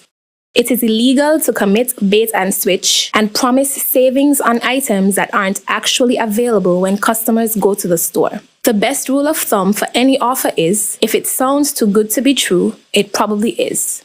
In-store sale signs must clearly display the pre-sale price, and the business must have reasonable quantities available. If a store advertises that it is having a specialty sale due to elemental damage or because it is going out of business, liquidating, lost its lease, or renovating, it must have a special sale sign. This is a message from the Department of Consumer Affairs. Here's what consumers need to know. Customers are entitled to refunds or repair if the goods are faulty or misdescribed. They may choose to accept a credit note if they want to buy other goods from the store owner. Customers need only accept a replacement if that's what they want. No refunds notices are illegal and cannot be displayed on stores. Therefore, they cannot take away the customer's right to a refund. Second-hand goods must be in a reasonable condition for their age and price. The retailer is responsible for the goods which he or she sold to a consumer. You don't have to deal with manufacturers over faulty goods. The same rights apply to sale and non-sale goods. It doesn't matter if you bought them in a store. If a faulty good caused damage to another good, the customer can claim compensation. The customer cannot complain about faults of an item that were made known at the time of sale. However, they still have rights if other faults become apparent after purchase. A message from the Department of Consumer Affairs.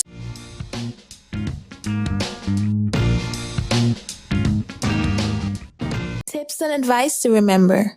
Unless the product is defective or unfit for its intended purpose, businesses are not required to give you a refund on the purchased item if you find a better deal elsewhere or change your mind about wanting it. No exchange, no refund notices should not appear on signs, receipts, or communicated verbally. This rule also applies to items that are on sale. Never sign a blank contract that a salesperson says will be filled in later. Always keep your receipts, canceled checks, warranties, estimates, contracts, and instructions. They can be useful in problem solving if you encounter any problems with goods or services. A message from the Department of Consumer Affairs. NHC ePay is our online payment platform that allows you to make payments directly to NHC, get access to your account balance, have access to your payment history, and interact with our customer service department through the help desk feature. NHC ePay is secure, sleek, and simple to use. It can be accessed by going to our website www.nhc.kn, using your mobile phone, tablet, or desktop and clicking on Pay Online. For our existing customers who wish to make payments online, the process is simple. Sign up for ePay. Provide your address and contact number. This information will be used by our customer service department to verify your identity. During the verification process, our customer service department may need to call you to complete the process. Once verified, your account will be activated and an email will be sent confirming your activation. Once activated, you will use the username or the email used during the sign-up and the password to access your account. Once logged in, click on Pay Your Bill to make payments to your account. All receipts of payments made within ePay will automatically be emailed to you, and you will also have access to them via the payment history link in your account. Feel free to use the help desk feature to contact the customer service department on any issue with your account or any other questions you may have related to NHC. We are pleased to make this service available to you, our customers, and look forward to as much customers signing up, which would not only provide 24/7 access to your NHC account, but provide a secure and easy way to interact with NHC.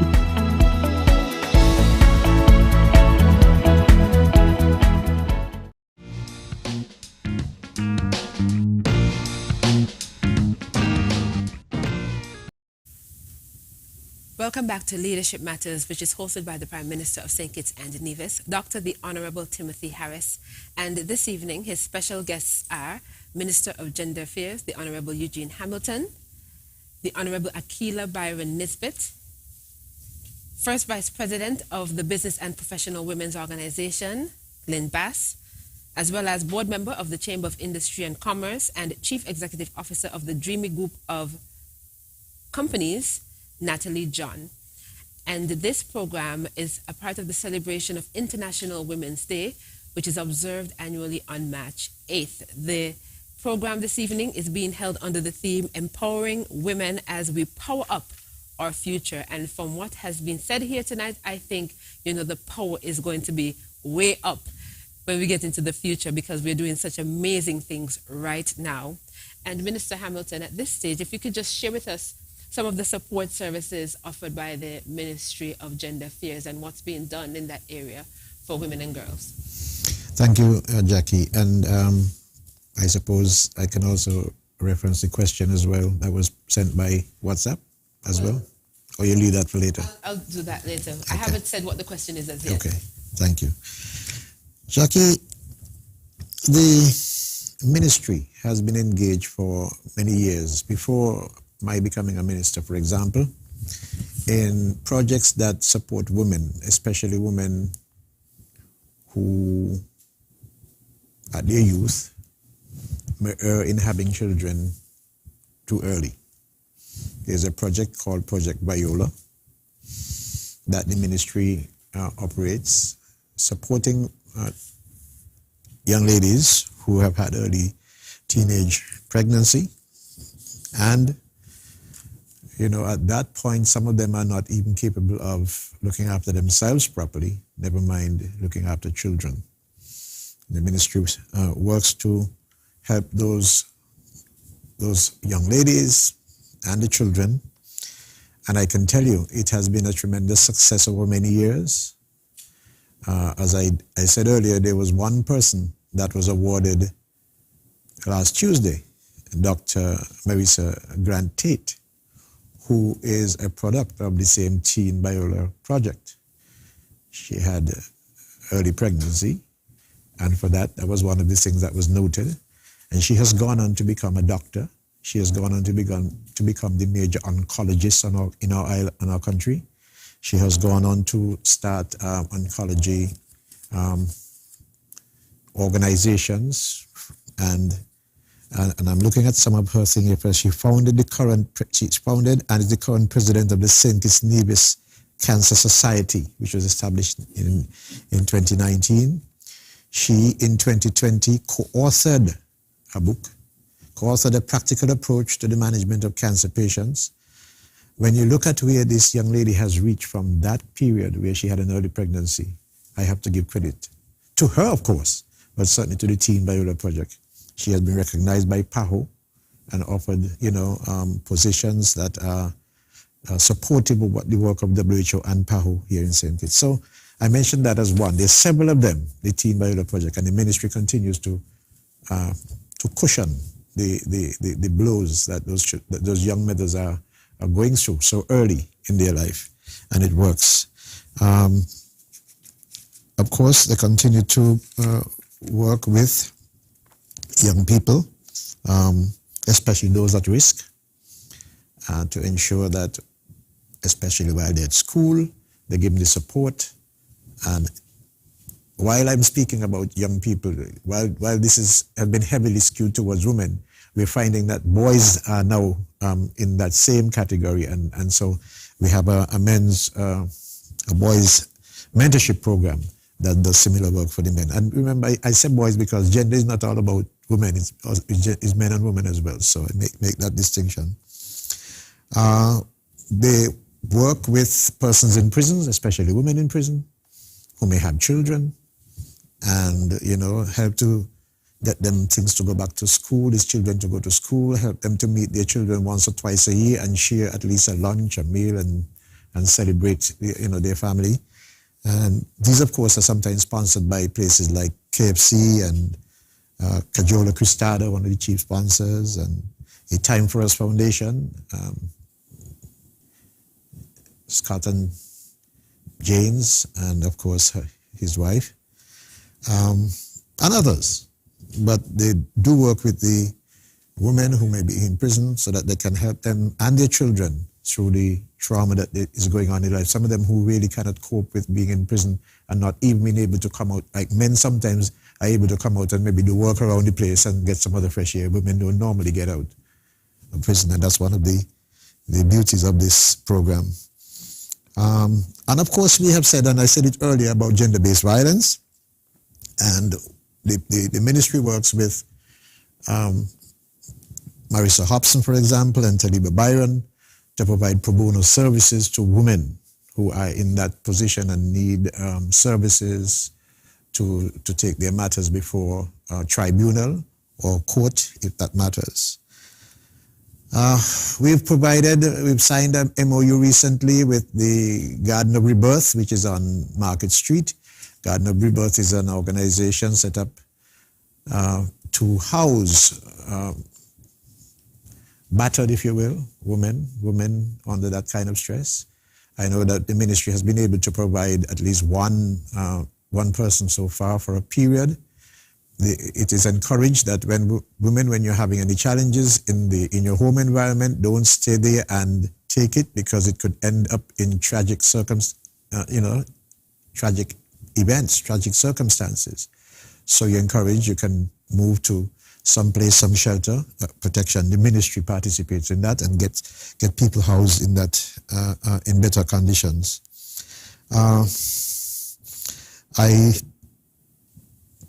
Week before, 2 weeks ago, Cabinet met and approved the gender policy, 2022 to 2027, I think it is. The policy has been approved by the Cabinet. The next step will be to put it on the table in the Parliament the next time we meet. It covers all areas of, the discrepancies, the differences that are identified, the things that people often identify as being biased against women, and how to attain some level of equality. And of course, it also covers those for men too, because there are some men, boys, who do cry out that they are being marginalized. It covers those areas as well. It's a very important document, and in fact, I'm encouraging the ministry to have a launching of it, public launching, so that it can be discussed in the public. And I think that all women, all families should really try and get a copy of it and understand how they can use or improve their lives based on the suggestions, the recommendations that have been made in the policy document.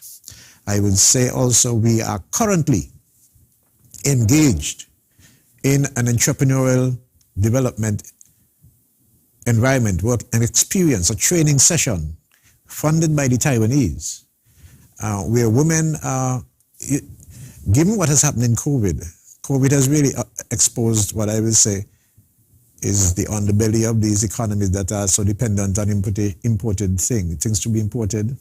And so a lot of women were affected. Men were too, but a lot of women were affected out there without work for a long time. And you know that the government stepped up and provided income up to $1,000 for 3 months in 2020. April, May, June, and again in September. The government stepped up again in 2021 and did a program through the Ministry of Finance. I think I called out the numbers earlier when I spoke. But the Taiwanese have stepped up, and there's a program of training taking place now. Right now, we have done 2 cohorts. I think there's another cohort going on now, which should end in a couple of days, by the 7th of next month, I think. And it trains women in, entrepreneurship skills and to be efficient about what they do. In fact, when I went to one of the programs, one of the women who had been cooking for a long time, because while the last one was about culinary skills, the next one is about things like makeup and so on. But when I went to that one, I remember a woman who was there who'd been cooking for a long time. She said to me, Minister Hamilton, I've been cooking for a long time. It's like I've gone back to school. There's so many things I've learned. I am really glad they selected me. What that meant to me was that she felt a bit more empowered by what she had learned and could use that, what she learned, to develop her business a bit more. And so I want to encourage women who are out there seeking to get into their own business or even to grow what they have to register with the program, because the program continues, the training development program continues all the way down to December of this year. There's a program, a similar program in Nevis. I don't have the numbers on Nevis this time, but it's an exciting program for women, and I think that women should register and participate in that project. It also provides financing while you're being trained. I think it's up to $40 per day. That was in the original document, while you're being trained. And when you're finished, if your project that you design, whatever project you're going to be working on, if it is that good, 10 persons in each program get funding up to $3,000 to support their project that they're working on. So it's a very exciting project that I think women should take advantage of. So the ministry is fully engaged all around in doing things to support women, especially those who are victims of abuse or otherwise, and also those, as I mentioned before, who are trying to develop their own businesses, grow their skills. The ministry stands in the gap for them. Thank you so much for providing that update for us.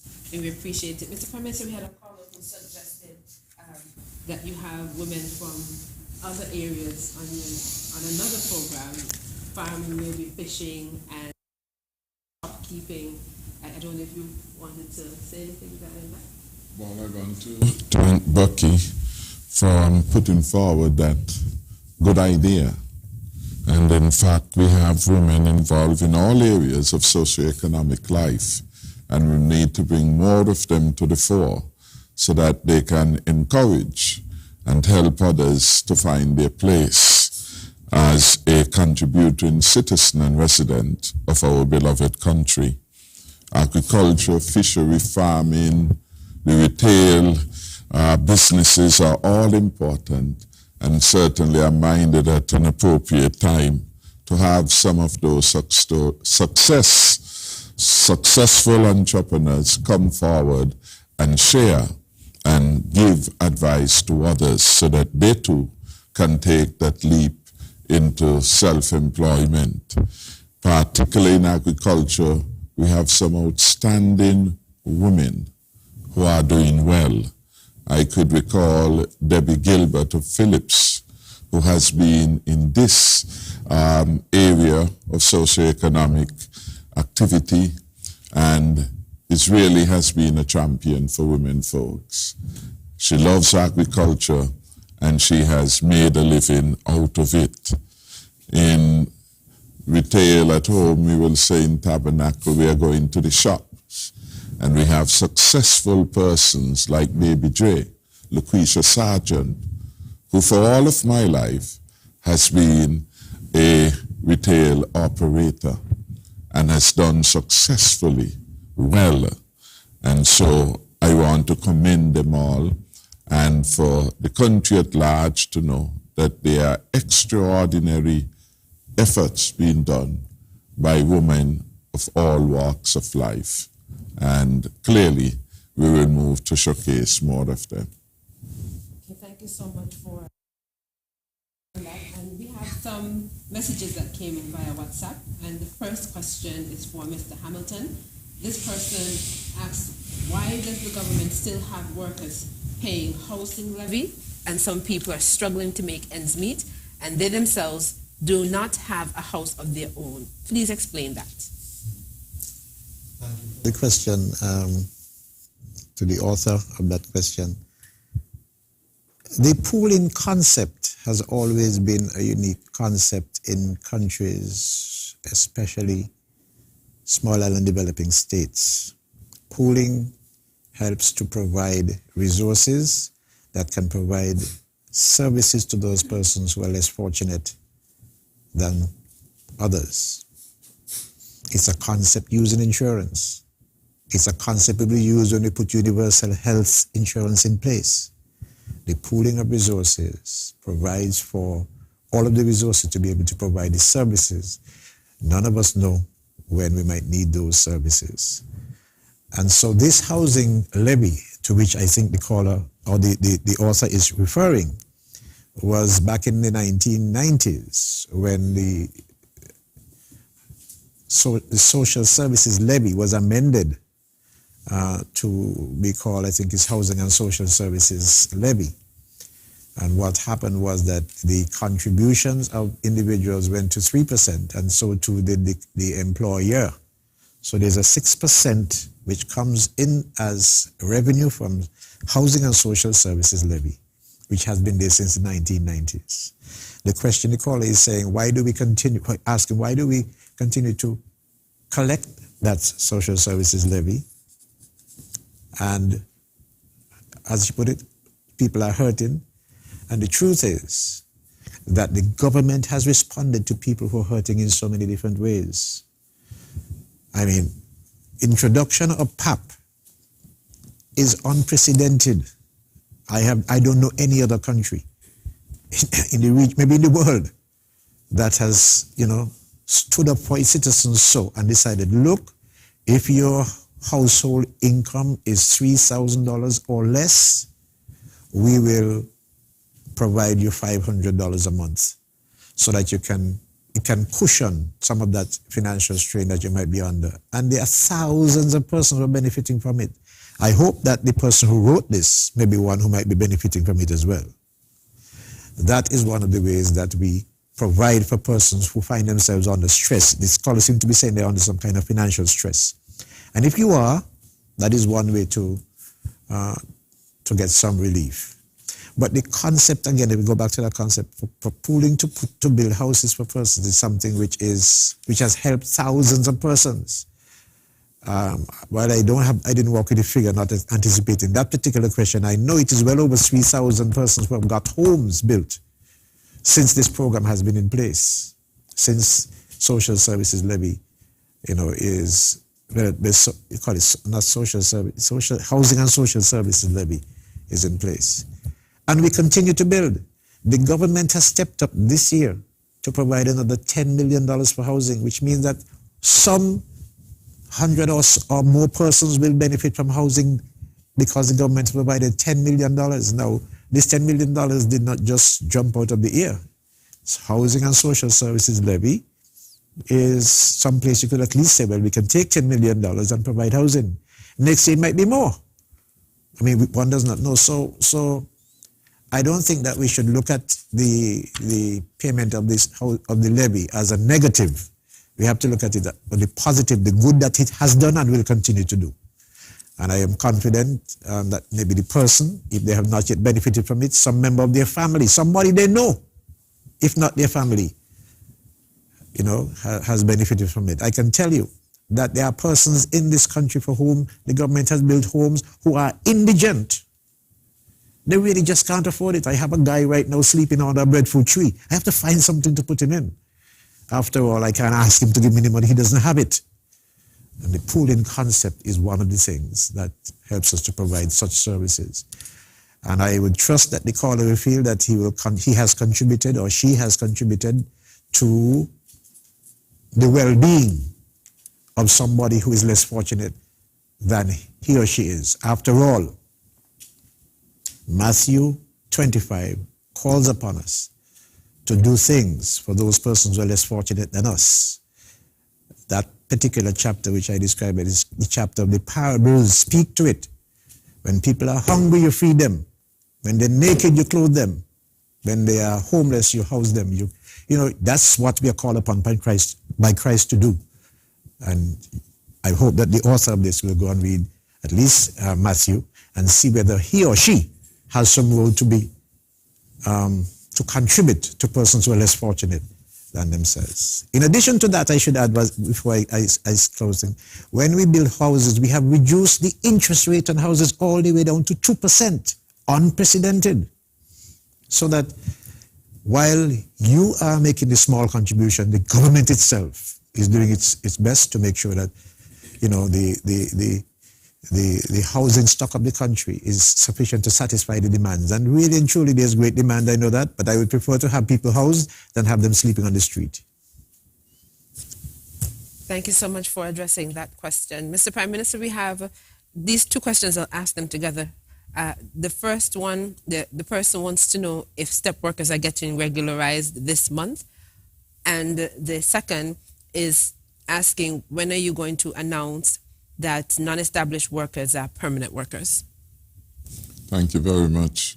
Both programs will be addressed at the next sitting of the Cabinet, and the intention is that come April, we will begin the phased regularization of the step workers. In particular, in the budget last year, we did indicate that we were starting in a phased way, that persons who have been favorably evaluated by their department leader, directors of department, PSCs, etc., and had been recommended would be among the first batch.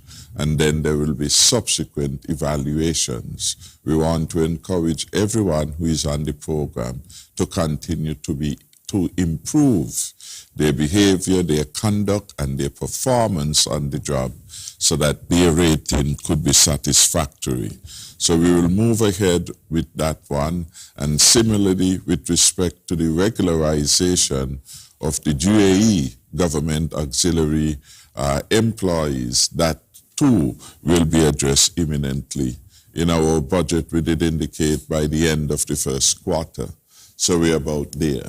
And so we will deal with these two critically important matters as part of our continuing investment in our people by next month.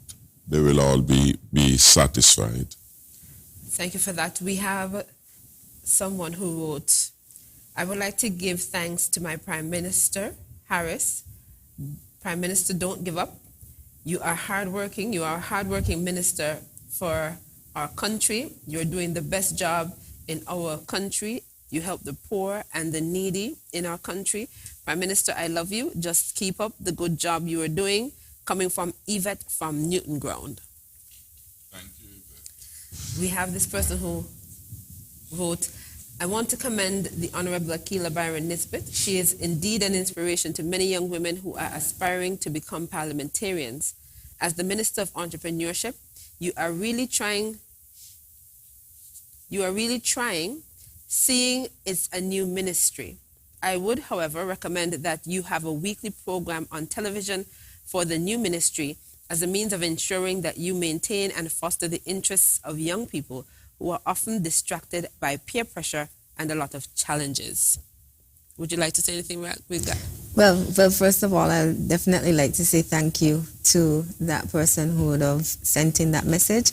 And just to add that we are doing it even taking that a step further in terms of a weekly TV program. And we will be launching Moent TV, which will be a channel dedicated to the creative sector and entertainment in St. Kitts and Nevis. And of course, we will have opportunities on that channel as well to be able to discuss ways in which persons can continue to develop their entrepreneurial skills within the creative sector. So thank you for that thought of one of the programs that we can put on the channel, but stay tuned when we do launch the Moent TV channel.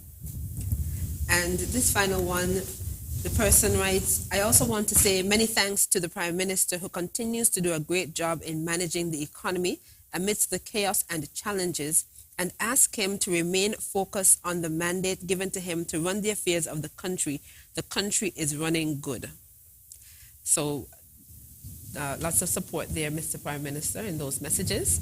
And I think at this stage, we can allow you to bring the program to a close if you want to address anything that was said and do a wrap-up. Well, thank you. First, thank all of the panelists for being here tonight and being part of a very productive and informative program.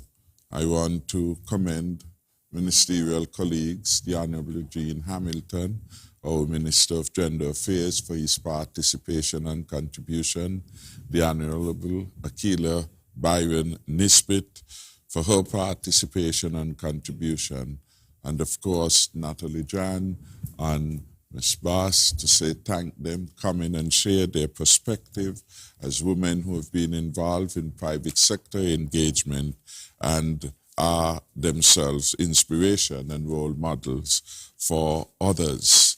I must say a hearty thank you to all the callers for their support, for their encouragement, and for their advice. And to say that the government as a whole remain focused on delivering to the people of St. Kitts and Nevis. That has been the mandate, that has been the commitment which we made to the people of St. Kitts and Nevis. I want to say thanks to all for their support for my leadership. I promise to do the very best that I can and to work hard. Over the last several, well, I should say years, since the election of 2020, the major challenge confronting all of us and confronting the world has been, how do we get out of the shadow of the COVID-19 pandemic? It is well written and well known that St. Kitts and Nevis, as the smallest or one of the smallest countries in the Western Hemisphere, has done excellently in the management of COVID-19. We went into the pandemic with one of the best fiscal balances in the entire hemisphere. And that commendation has come from the IMF, the World Bank, CDB, etc. And that allowed us to do many things to respond to the pandemic in compassionate ways that no other government in our region has been able to do. We have hitherto provided some 3 stimulus packages to support our people who continue to be negatively affected by the pandemic, by significant loss in their earnings. Even as we speak, we started, I think, last month, a new stimulus round, which would provide $1,000 a month for those who continue to be unemployed, according to the records of the Social Security. We expanded the fuel support beyond the bus operators to the qualified taxi or certified taxi operators. So we continue to do good, and we continue to be sensitive to the fact that the COVID-19 brought families under pressure. And that is why we remembered last year and for 6 months provided an income support to those households with someone who was differently abled. Again, because that situation brings special challenges, special needs into focus, and our government responded in the appropriate way. We will continue to do so, and we will continue to focus on the people, their needs, their aspirations, and the role of the government in delivering to the people will loom forever large. I want to thank the person who presented the view that the country is running good. And we know that the country has been running good for a very long time. And we want that to continue. It will require a cabinet that is focused on the people's agenda, focus and hard work, focus and discipline for the people of St. Kitts and Nevis to be able to benefit in the manner that they deserve. Finally, with respect to the issue of gender equality, which is the main topic of conversation tonight, I am happy that we can say, as citizens of St. Kitts and Nevis, that the problem of gender inequality is not as pronounced in St. Kitts and Nevis as it is in other countries of the world. We have come a long way. Women are the equal participant in all areas of socioeconomic life, political life. We see it represented today, even tonight, on the panel. Women are able to reach their goals and their potential. We have Jackie Bryant, our moderator. There was no restriction on her being able to get into the field of news media, communications, etc. There may have been bias, but she surpassed that. She overcame, and she is a role model to so many young people wanting to get into that particular field. We have heard the very interesting story from Natalie John of how she was determined to make it as an entrepreneur and to put all her talent, all her gifts, etc., to ensure that she can have a business of her own and to run it successfully. I like particularly one of the anecdotes she revealed about ensuring, by and large, that when you have a business, the message was that you must spend wisely. And so she would not take the dollar out of the business, remembering that basically sales really are not profits. And at times persons in business do not make the distinction.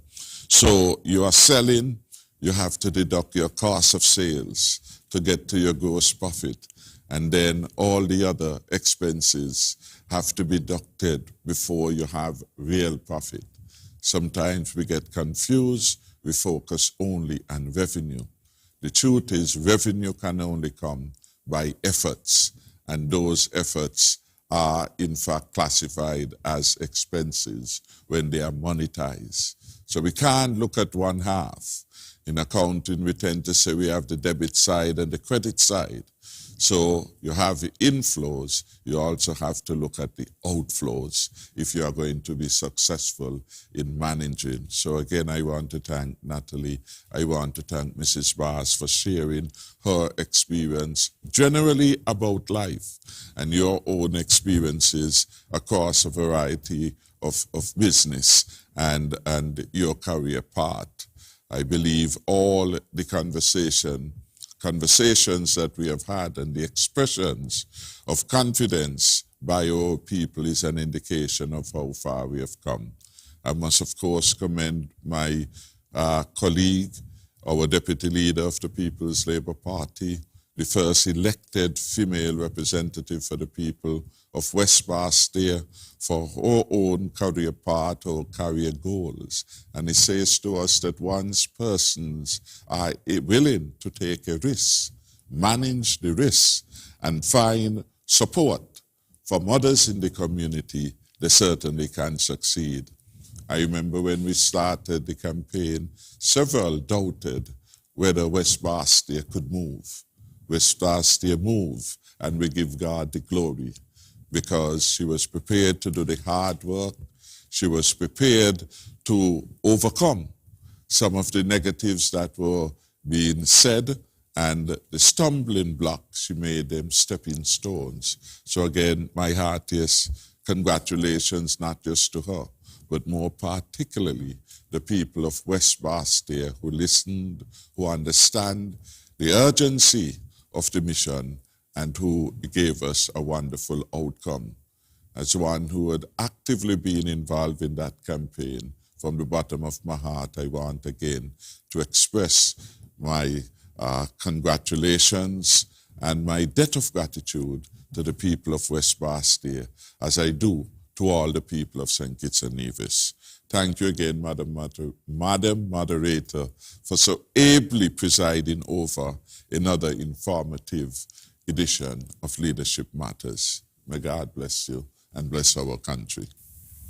And thank you, Mr. Prime Minister. I'm leaving here tonight all geared up and ready to go. I don't even know if I'm going to sleep. I'm probably going to find some way to try and match these other women. And get on a program or sign up with the BPW or something. I feel like I have to do something.